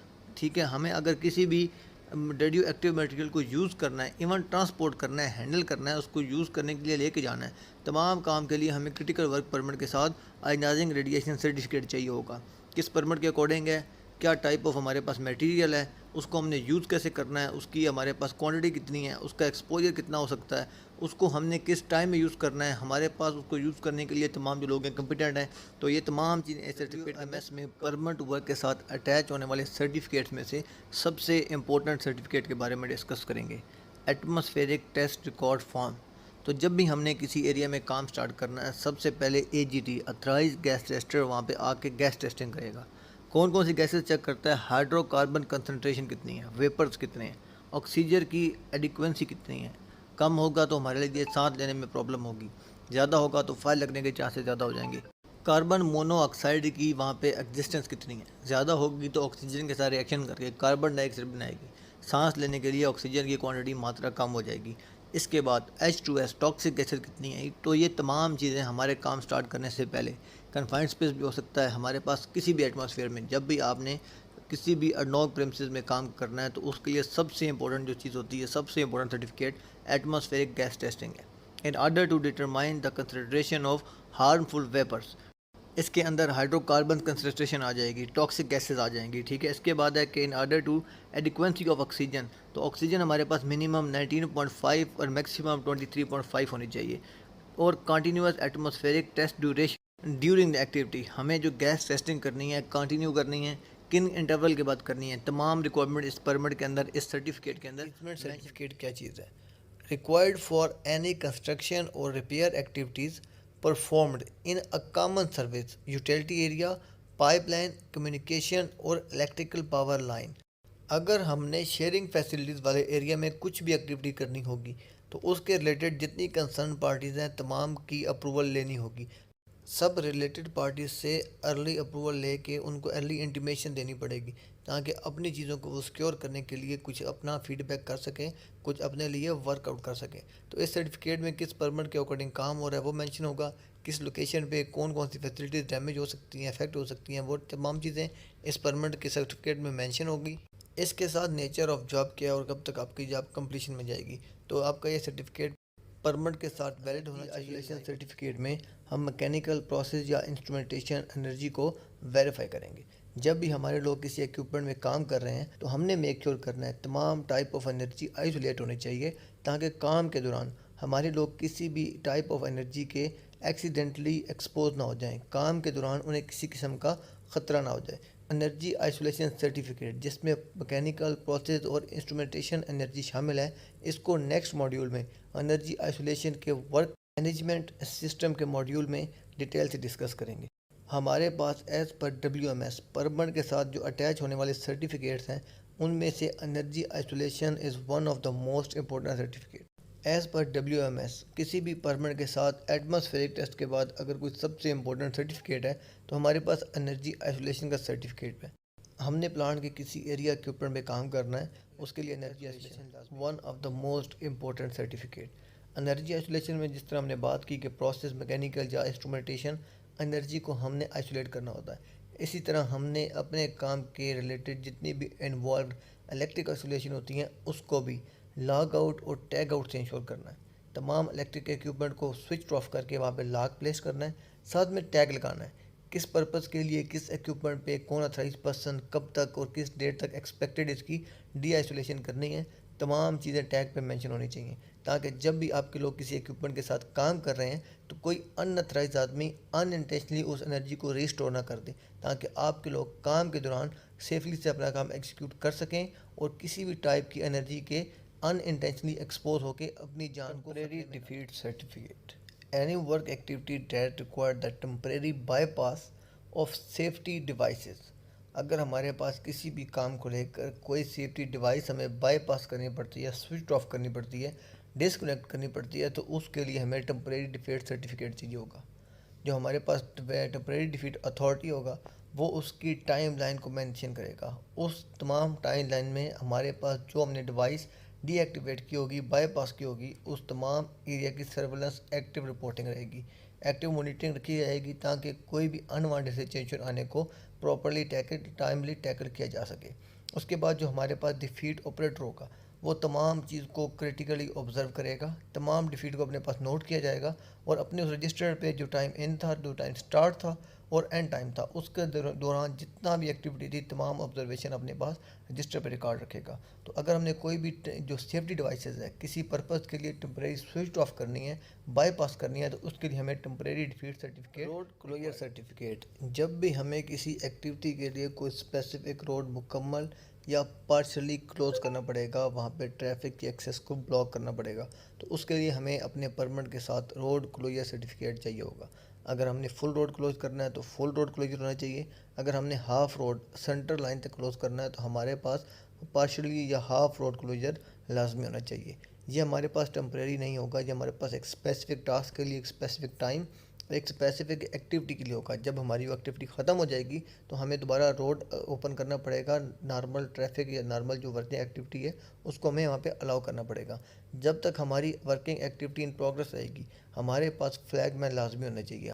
बैरिकेशन या signage के additional हमें वहाँ पे फ्लैग मैन डिप्लॉय करना पड़ेगा, जो कि तमाम आने वाली ट्रैफिक को, ऑपरेशन को डी रूट कर सके, उन्हें नेक्स्ट जो पॉसिबल वे है उसकी तरफ गाइड कर सके। अगर आपका रोड क्लोजर सर्टिफिकेट के अगेंस्ट कोई भी क्वेश्चन है तो आप कमेंट सेक्शन में मुझसे पूछ सकते हैं। इसके ऊपर परमिट का नंबर होगा, हमारा वर्किंग एक्टिविटी कौन सी है, हमारे पास किस एरिया का रोड क्लोजर है, उसमें रोड नंबर होना चाहिए, उसमें फुल या पार्शली डिटेल्स होनी चाहिए। तो उसके बाद सबसे इंपॉर्टेंट चीज़, हमारा ये रोड क्लोजर सर्टिफिकेट हमारे रेस्क्यू डिपार्टमेंट के साथ लाजमी अलाइन होना चाहिए, उसके सिग्नेचर होने चाहिए, ताकि इन केस ऑफ एमरजेंसी उन्हें जो हमारा बेस्ट वे है उसके बारे में पता होना चाहिए। और in case of emergency as soon as possible हमें रोड क्लियर करना पड़ेगा, ताकि एमरजेंसी करने में हमें किसी किस्म की रुकावट का सामना ना करना पड़े। अगर हमारे पास परमिट वर्क सिस्टम इम्प्लीमेंट हो रहा है, वो इलेक्ट्रॉनिक है, पेपर बेस्ड है, तो उसके लिए क्या क्या डॉक्यूमेंट, उसकी कापीज़ कहाँ पर रिक्वायर्ड होंगी। तो सबसे पहले हमारे पास टाइप आती है paper based permit work system. अगर हम पेपर बेस्ड यूज़ कर रहे हैं तो उसकी जो ओरिजिनल कॉपी होगी वो आपकी वर्किंग लोकेशन पे, वर्किंग साइट पे डिस्प्ले की जाएगी, परमिट बॉक्स में अटैच की जाएगी बाय जेपी। तो जेपी की रिस्पॉन्सिबिलिटी है कि ओरिजिनल कॉपी अपने साथ वर्किंग एरिया में परमिट बॉक्स में रखे। उसकी जो फर्स्ट कॉपी होगी वो एरिया अथॉरिटी के पास रहेगी, और जो सेकंड कॉपी होगी वो कंट्रोल रूम में दी जाएगी, ताकि ड्यूरिंग एक्टिविटी के हम तमाम कंट्रोल मेजर्स को एग्जामिन कर सकें, रिव्यू कर सकें। अगर हम बात करें इलेक्ट्रॉनिक परमिट वर्क सिस्टम की, तो इसमें जो प्रिंटेड हार्ड कापी होगी वो आपके वर्किंग एरिया में डिस्प्ले की जाएगी। उसके अलावा आपका जो डबल है या कंट्रोल रूम में वो सेम परमिट आपकी डिवाइस पे मॉनिटर किया जा सकता है, वेरीफाई किया जा सकता है, रीचेक किया जा सकता है। तो स्टूडेंट्स, अगर हमारा परमिट वर्क सिस्टम जो कि इलेक्ट्रॉनिक सिस्टम है एज़ पर WMS, अगर वो काम नहीं कर रहा तो उसमें बैकअप की क्या रिक्वायरमेंट्स होंगी। तो सबसे पहला point, in the event the electronic permit to work system is unavailable, वो ब्रेक डाउन है या किसी भी वजह से वहाँ पे अवेलेबल नहीं है, a paper based permit to work system shall be provided as a contingency. तो एज़ पर प्रैक्टिस हमने कोई भी काम बिना परमिट के नहीं करना, हमने इलेक्ट्रॉनिक की जगह पेपर बेस्ड जो अपना WMS के अकॉर्डिंग परमिट वर्क सिस्टम है उसको यूज़ करना है। All the permits and certificate shall be hand written, जो भी आपका परमिट होगा उसी टाइप के आपको सर्टिफिकेट एज़ पर WCC आपको रिक्वायर्ड होंगे। बस डिफरेंट ये होगा कि अभी इस टाइम आपके वो इलेक्ट्रॉनिक जनरेट नहीं हो रहे, आपको hand written on the pre printed forms, तो वही फॉर्म होंगे, उनके ऊपर आपने प्रिंट हुए होंगे, अपने हाथ से तमाम चीज़ें इन्फॉर्मेशन फुलफिल करनी होगी। Paper based permit to work system को ऑथराइजेशन एसेट ओनर देगा, एंड एंडोर्समेंट जो है वो उस एरिया का साइट मैनेजर करेगा। जिस भी एक पार्टिकुलर एरिया में अगर हमारा इलेक्ट्रॉनिक सिस्टम काम नहीं कर रहा या वहाँ पे एग्जिस्ट नहीं करता तो वहाँ का एसेट ओनर उसको ऑथराइज करेगा, और वहाँ की एंडोर्समेंट के लिए वहाँ का साइट HSE मैनेजर उसको एंडोर्स करेगा। उसके बाद ही वो परमिट आप साइट पे उसके अकॉर्डिंग कोई भी काम कर सकेंगे। परमिट की वैलिडिटी क्यों लगाई जाती है, एक लिमिट, एक टाइम फ्रेम क्यों सेट किया जाता है? To ensure that precautions required for task of a long duration are reviewed regularly. जो भी हमने अर्ली प्रिकॉशन या ड्यूरिंग एक्टिविटी प्रिकॉशन लिए थे वो टाइम टू टाइम रिव्यू होते रहे रेगुलरली बेस पे। Limits are set on the validity periods of permit and associate certificate. इस पर्पज़ के लिए हम परमिट्स पे और उसके एसोसिएट जो सर्टिफिकेट्स हैं उन पे एक लिमिट, एक टाइम बाउंड, एक टारगेट डेट दे देते हैं।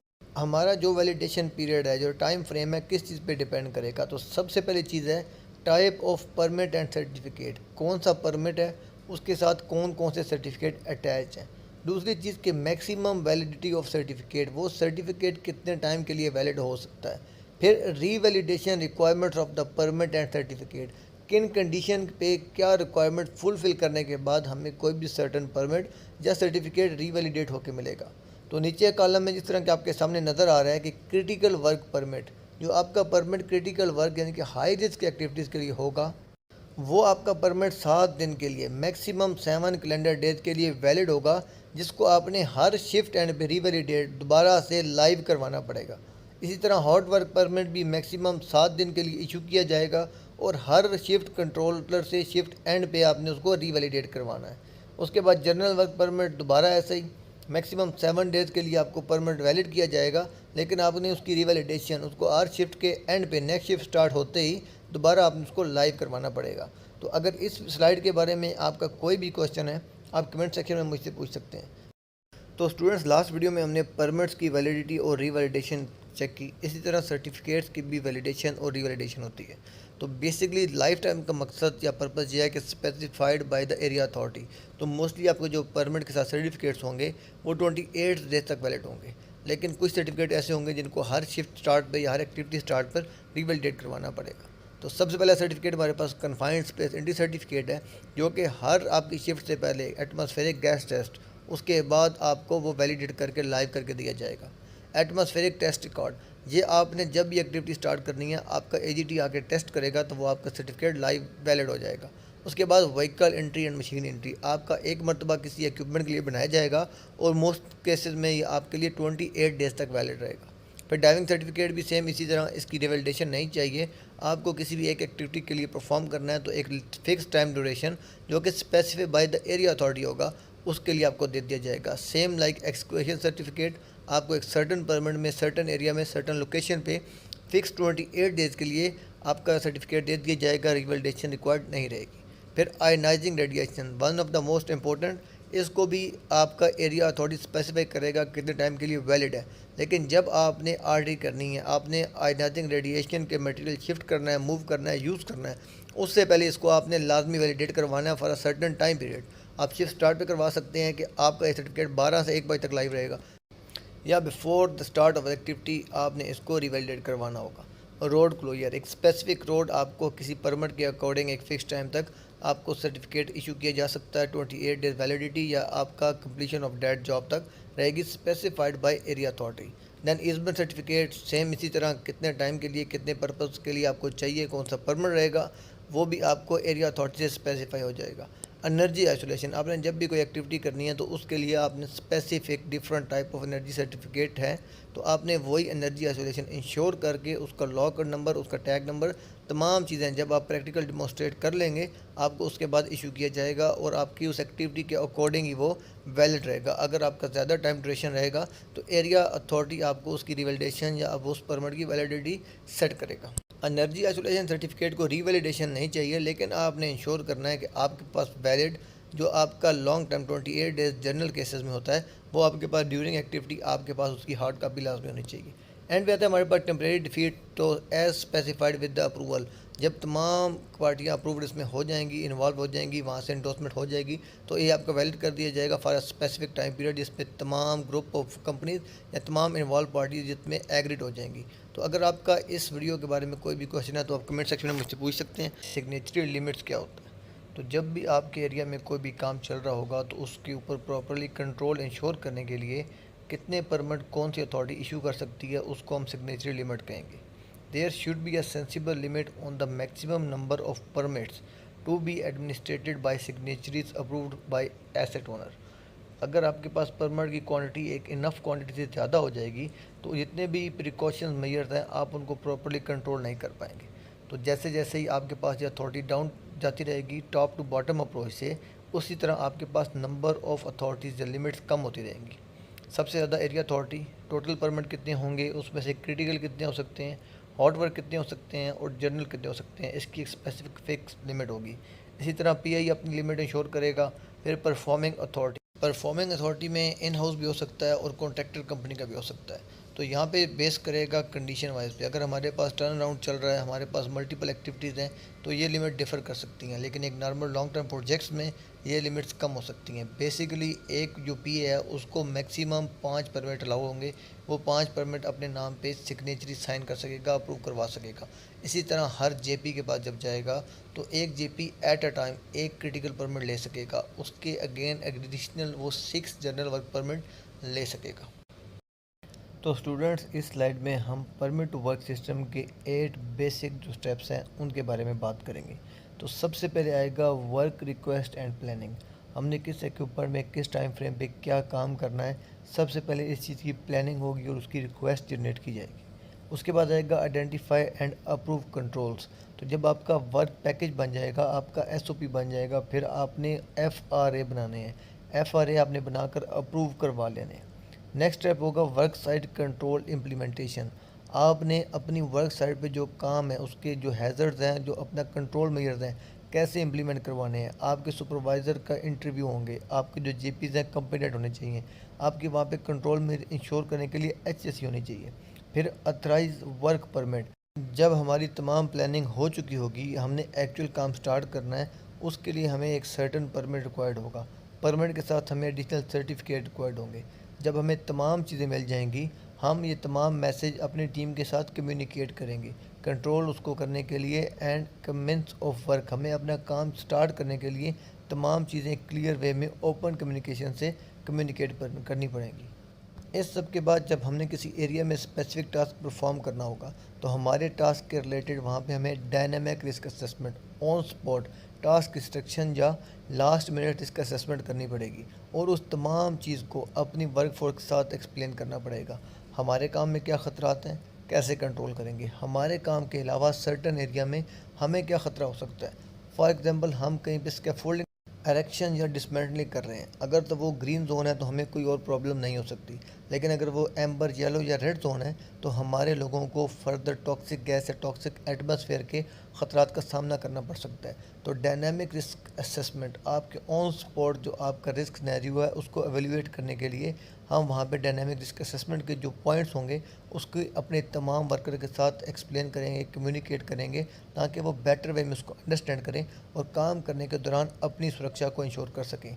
फिर एक्टिव सुपरविजन करनी पड़ेगी। काम प्रॉपर वे में कम्युनिकेट कंप्लीट करने के लिए एक्टिव सुपरविजन, कॉन्टीन्यूस मॉनिटरिंग करनी पड़ेगी। और लास्ट पॉइंट, जब आपका काम कंप्लीट हो जाएगा, तमाम कंप्लीशन के बाद, सर्टिफिकेशन साइन करवाने के बाद, एरिया हाउसकीपिंग करने के बाद, परमिट आपने क्लोजर की तरफ जाना है, परमिट क्लोज करना है और आपने वो equipment hand over back to client कर देना है। तो क्या चीज़ है, हमारी प्लानिंग, हमारे एफआरए, हमारी communication, dynamic risk assessment, permit, work execution and permit closure, तमाम 8 स्टेप परमिट वर्क के काफ़ी इंपॉर्टेंट स्टेप्स हैं। तो जो चीज़ें हमने वर्क डिस्क्रिप्शन में एक्सप्लेन करनी है, किसकी रिस्पॉन्सिबिलिटी है, तो सबसे पहले कि परफॉर्मिंग अथॉरिटी जो पीए होगा उसकी रिस्पॉन्सिबिलिटी है कि परमिट के अंदर क्लियरली डिस्क्राइब करें कि हमने क्या क्या काम करना है।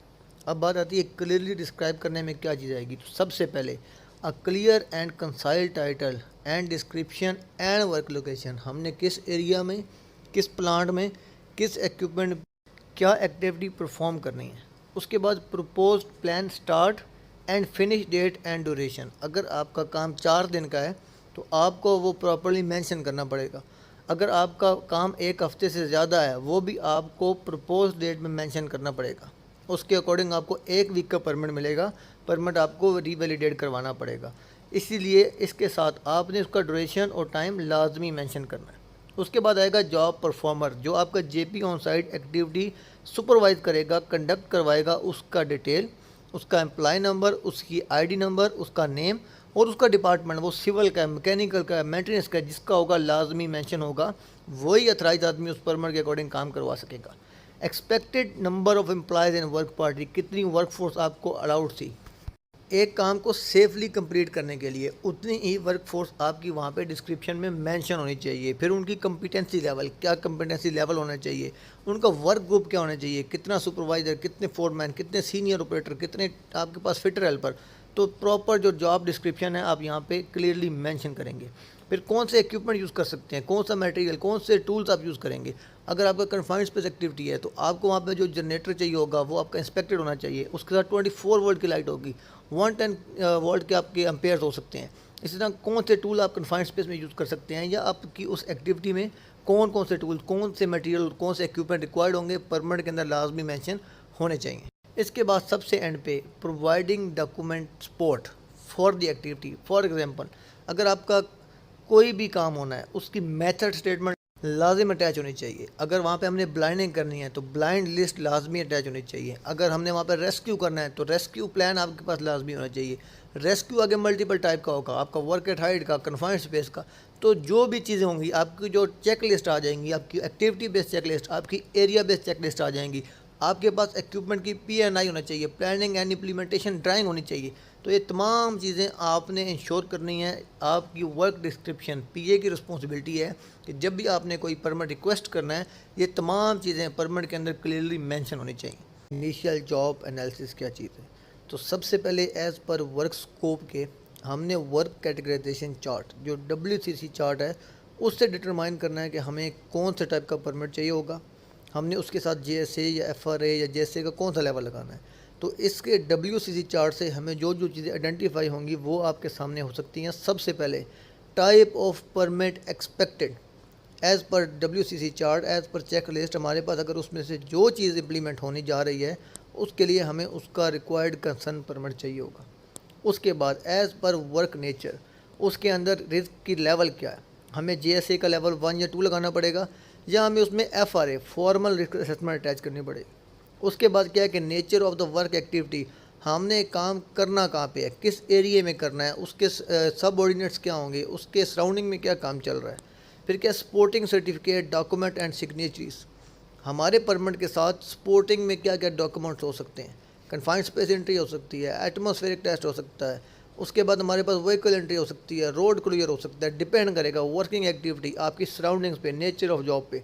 उसके बाद आपके सर्टिफिकेट के अलावा डॉक्यूमेंट्स कौन से होंगे, आपका प्लान हो सकता है, आपका रेस्क्यू प्लान, आपका SOP सेफ ऑपरेटिंग प्रोसीजर, आपका वर्क प्लान जिसको हम बोल सकते हैं।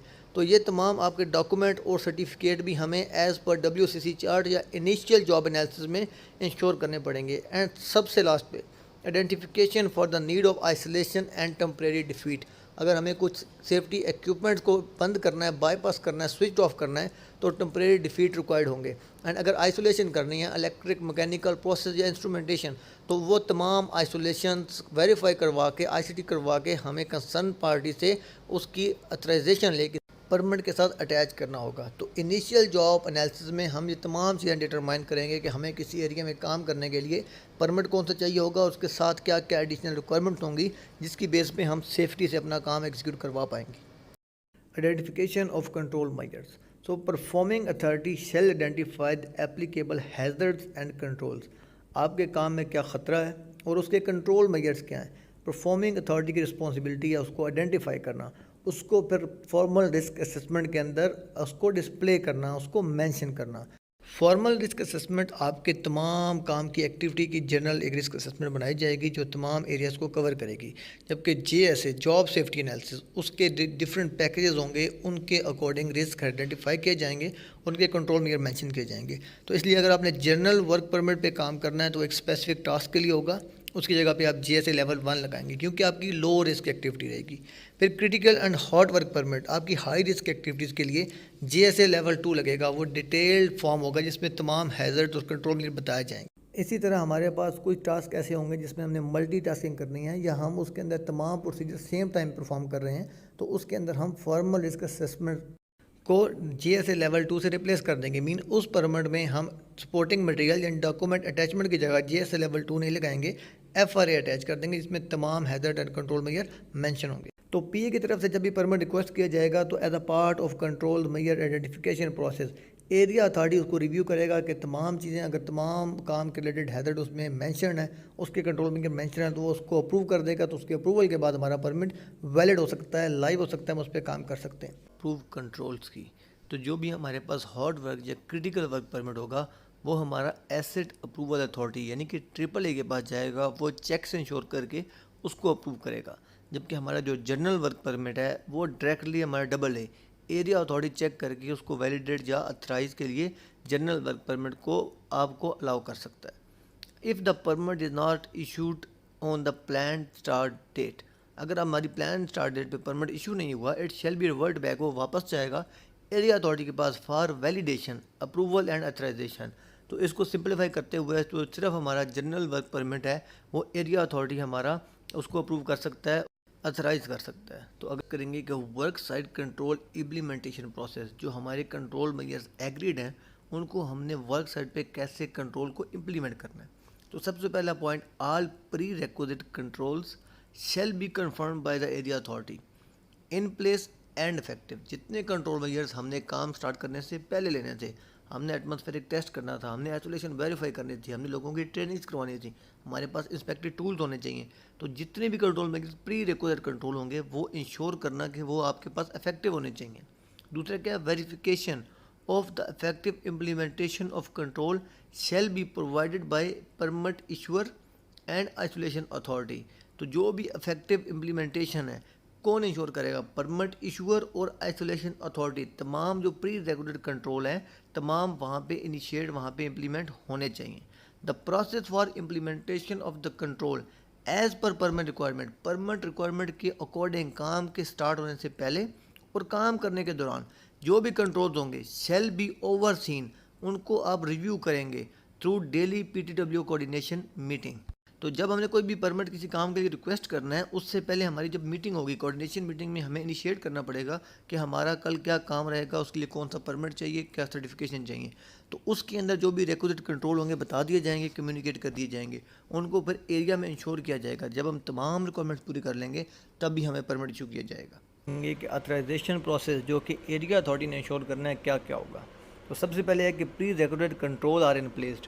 जो भी हमारे प्री रिक्वायर्ड कंट्रोल उस एक्टिविटी के रिलेटेड होंगे वो तमाम कंप्लीट होने चाहिए। इसको इंश्योर करना एरिया अथॉरिटी का काम है, उसके बाद ही वो परमिट को वैलिड या लाइव करेगा। Information is appropriate and describe scope of work.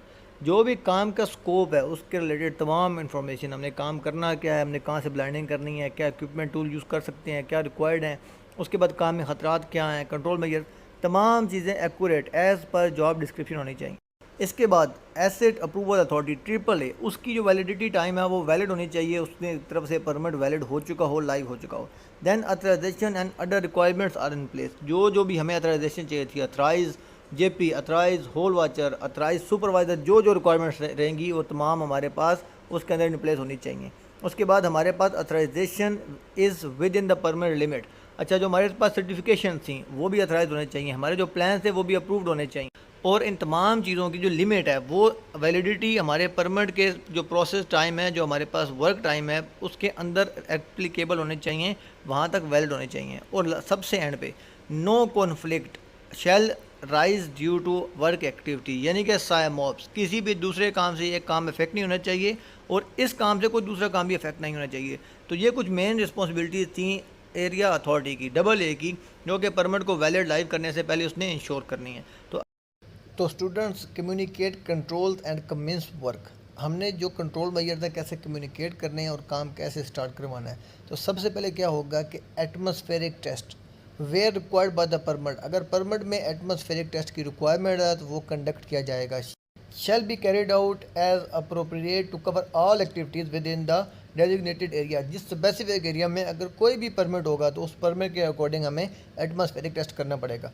कौन करेगा, क्वेश्चन यहाँ पे ये आता है। Only authorise gas tester AGT, जिसके पास प्रॉपरली अथराइजेशन होगी, ट्रेनिंग होगी विद अ वैलिड सर्टिफिकेट, और उसका सर्टिफिकेट वैलिड होना चाहिए, time to time refresher training होनी चाहिए। Shall conduct the gas test. After that job performer JP and permit issuer PI joint on the site, उनको side पे होना चाहिए। परमिट इशूअर जो आपका ऑपरेटर, एरिया ऑपरेटर हो सकता है, शैल demonstrate the zero energy.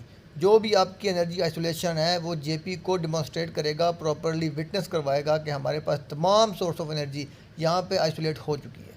Permit issuer inform the JP, permit issuer operator JP को इन्फॉर्म करेगा ऑन द एमरजेंसी प्रोसीजर्स, कि हमारे अगर एरिया में किसी भी टाइप की कोई इमरजेंसी, आपकी एक्टिविटी में या आपकी सराउंडिंग में कोई भी इमरजेंसी होती है तो उसका इमरजेंसी रिस्पॉन्स प्लान क्या होगा, उसका सेफ एवैक्यूएशन प्रोटोकॉल प्रोसीजर का क्या होगा, असेंबली पॉइंट कहाँ पे होगा, अलार्म किस तरह का सुनाई देगा, कौन सी कलर की लाइट किस इमरजेंसी को आइडेंटिफाई करवाएगी। तो ये तमाम प्रोसीजर आपका PI काम स्टार्ट करने से पहले JP को कम्युनिकेट करेगा ताकि वो अपनी टीम के साथ कम्युनिकेट करके काम को सेफली एग्जीक्यूट करवा सके। तो स्टूडेंट्स, जब हमारे PI ने तमाम कम्युनिकेशन हमारे JP के साथ कर दी, ज़ीरो एनर्जी डिमॉन्स्ट्रेशन हो गई, emergency procedure, assembly point, evacuation plan, तमाम चीज़ें कम्युनिकेट हो गई। तो अब नेक्स्ट रिस्पॉन्सिबिलिटी आती है जॉब परफॉर्मर की। जॉब परफॉर्मर ने क्या करना है, sign and accept the work site. अपनी जो वर्क लोकेशन है, वर्क साइट है, उसके प्री रेगुलर कंट्रोल इंश्योर करते हुए साइट को टेक ओवर करना है। Adhere all the work site requirement, ठीक है, जितने भी आपकी वर्क साइट रिक्वायरमेंट हैं उन तमाम को ऑन करना है, कंप्लीट करना है। उसके बाद क्या है, communicate via tool work stock. आपकी जो वर्क फोर्स है, जो वर्क ग्रुप है, उसके साथ तमाम चीज़ें कम्युनिकेट करनी है, ओपन कम्युनिकेशन, उनकी अंडरस्टैंडिंग बेटर करने के लिए, ताकि काम के दौरान उन्हें किसी किस्म का ख़तरा ना हो सके। आपके काम के अंदर क्या ख़तरा है वो मालूम होना चाहिए। आप किस एरिया में काम कर रहे हैं, उस एरिया के क्या ख़तरात हो सकते हैं, अगर कुछ इमरजेंसी हो जाती है तो किस तरह इमरजेंसी पे रिस्पॉन्स करना है। ठीक है, आपका असेंबली पॉइंट कहाँ पे है, आपने कैसे उसको रीच करना है, आपको रेस्क्यू के लिए, आपको एवैक्यूएशन के लिए क्या क्या प्रोटोकॉल यूज़ करने पड़ेंगे। तो जो वर्क पार्टी है उसको क्या क्या इंपॉर्टेंट इन्फॉर्मेशन पता होनी चाहिए। द वर्क कंटेंट, काम हमने क्या करना है, इन्वायरमेंट, हमने किस कंडीशंस में काम करना है, और कंट्रोल मेजर्स, हमारे काम को कैसे सेफली एग्जीक्यूट करवाया जाएगा। The potential hazards and control required, हमारे काम में ख़तरा क्या क्या हो सकता है, उसके क्या कंट्रोल मेजर्स हैं। एमरजेंसी एक्शन क्या होगा, अगर कुछ इमरजेंसी हो गई तो हमें रिस्पॉन्स कैसे करना है। And the work party responsibilities, काम के अगेंस्ट हमारी जो प्रोफेशनल रिस्पॉन्सिबिलिटीज़ हैं वो क्या होंगी, must be known by the all employ. तो तमाम क्रू को ये तमाम चीज़ें पता होना लाजमी होगी। एक सुपरविजन क्या है और किसने करनी है। तो कोई भी काम एग्जीक्यूट करवाने के लिए job performer JP is the charge of the safe execution of the work and shall ensure. तो जेपी जो जॉब परफॉर्मर है वो आपका सुपरवाइज़र होगा, उसकी रिस्पॉन्सिबिलिटी में क्या क्या चीज़ें इंश्योर करनी है। सबसे पहले work team follow the HSE precaution, safety को लेकर, इन्वायरमेंट को लेकर, हेल्थ को लेकर जो जो कंट्रोल मेजर प्रिकॉशंस हैं तमाम आपकी एग्जीक्यूशन टीम ने फॉलो करनी है। Effectiveness of control is maintained, हमारे काम के दौरान हम लोगों को जिन हैज़र्ड के एक्सपोज होना पड़ेगा, सामना करना पड़ेगा, उनके लिए हमने कंट्रोल मेजर आइडेंटिफाई कर लिए हैं। अगर हम उनको फॉलो करेंगे, हम उनको मेंटेन करेंगे, तभी हम उनको इफेक्टिव कंट्रोल मेजर्स कह सकते हैं, तभी हम उन ख़तरात से बच सकते हैं, अपने लोगों को बचा सकते हैं। तो वो तमाम जो कंट्रोल मेजर्स हैं वो इफेक्टिवली मेंटेन होने चाहिए, फॉलो होने चाहिए। उसके बाद साइमल्टेनियस ऑपरेशन के प्रोटोकॉल्स उसकी साइड पे फॉलो होने चाहिए। अगर उसके काम में एक से ज़्यादा टीम्स इन्वॉल्व हो रही हैं तो प्रॉपर कम्युनिकेशन होनी चाहिए। अगर उस एक एरिया में एक से ज़्यादा एक्टिविटीज़ हो रही हैं, proper communication, understanding, open communication से वर्किंग एरिया को सेफ़ बनाया जा सकता है। इसके बाद आता है स्टॉपिंग द जॉब। तो कोई भी अनसेफ एक्ट है, अनसेफ कंडीशन है, every individual is allowed to stop that unsafe act. Stop क्यों करना चाहिए, फॉर इम्प्रूवमेंट, हम उसको अपने एरिया में से हाईलाइट करके स्टॉप करके इम्प्रूव करेंगे, हमारा HSE का कल्चर इम्प्रूव होगा, हमारा एरिया सेफ होगा, हमारे लोगों को काम के दौरान किसी भी ख़तरे का सामना नहीं करना पड़ेगा। परमिट के कैंसिलेशन रूल क्या होंगे, और अगर हमने कोई परमिट किसी वजह से कैंसिल किया तो क्या हम उसी परमिट पे दोबारा काम कर सकेंगे या नहीं कर सकेंगे। तो सबसे पहले हम बात करेंगे इन सर्टन सर्कमस्टांसेस और emergency it may be appropriate to cancel the permit. हमारे पास कोई भी कंडीशन चेंज होगी, सराउंडिंग एटमॉस्फेयर चेंज हो सकता है, हैजर्ड एडिशनल हो सकते हैं, कुछ इमरजेंसी हो सकती है, प्लांट इमरजेंसी, हमारे पास नेचुरल डिज़ास्टर हो सकता है, गैस लीकेज हो सकती है। तो इस तरह की किसी भी कंडीशन में हमारे परमिट कैंसिल हो जाएंगे, सस्पेंड हो जाएंगे। उसके बाद क्या है कि a full reassessment of the work condition in the affected area to ensure the condition have not altered. तो जब भी हमने दोबारा काम करना होगा तो हमने तमाम एरिया में रीअसेसमेंट करनी होगी, अपने जो प्री रेगुलेट कंट्रोल थे इंश्योर करने होंगे, दोबारा से अपने तमाम एरिया का रिव्यू करके उसको तमाम एरिया को ऑडिट करके तमाम चीज़ों को रीचेक रीअसेस करना पड़ेगा। अगर हमारा एरिया अफेक्टेड है या हमारे नेबरिंग एरिया अफेक्टेड था तो उसके कुछ इफेक्ट हमारे एरिया पे, हमारी वर्किंग लोकेशन पे आ सकते हैं। उन तमाम चीज़ों के लिए हमें दोबारा रिव्यू करना पड़ेगा। इसके बाद है कि in all cases when a permit is cancel, किसी भी कंडीशन में अगर हमारा परमिट कैंसिल हो जाता है तो हम सेम परमिट पे दोबारा काम स्टार्ट नहीं कर सकेंगे। हमें तमाम प्रोसीजर को दोबारा से फॉलो करते हुए न्यू परमिट रिक्वायर्ड होगा विद रेलिवेंट अप्रूवल्स। उसी तरह AAA, AA, PI, zero energy demonstration, JP, TBD, communication, तमाम चीज़ें हमने फॉलो करनी होंगी। तमाम सर्टिफिकेट, तमाम परमिट, तमाम जो उसके एडिशनल डॉक्यूमेंट हैं, सब की दोबारा से रेलिवेंट पार्टी से जाके अप्रूवल लेनी होगी, उसके बाद हम काम स्टार्ट कर पाएंगे। रीवैलिडेशन के लिए क्या रूल्स होते हैं? तो सबसे पहला effective hand over between incoming and outgoing personnel at shift hand over और क्रू चेंज इज़ क्रिटिकल। तो सबसे पहले कि जो आपका हैंड ओवर होता है वो काफ़ी क्रिटिकल एक्टिविटी है। किसके दौरान? इनकमिंग या आउट गोइंग शिफ्ट के दौरान। अगर आपके पास शिफ्ट में काम चल रहा है, अगर आपका एक रेगुलर इंटरवल के बाद एक पूरा क्रू आपका रेस्ट पे जा रहा है, 10 दिन के बाद, 15 दिन के बाद, या 28 की रोटेशन है, तो एक क्रू से दूसरे क्रू के दरमियान जो भी आपकी कम्युनिकेशन है वो आपकी अफेक्टिव होनी चाहिए, क्रिटिकल पार्ट है।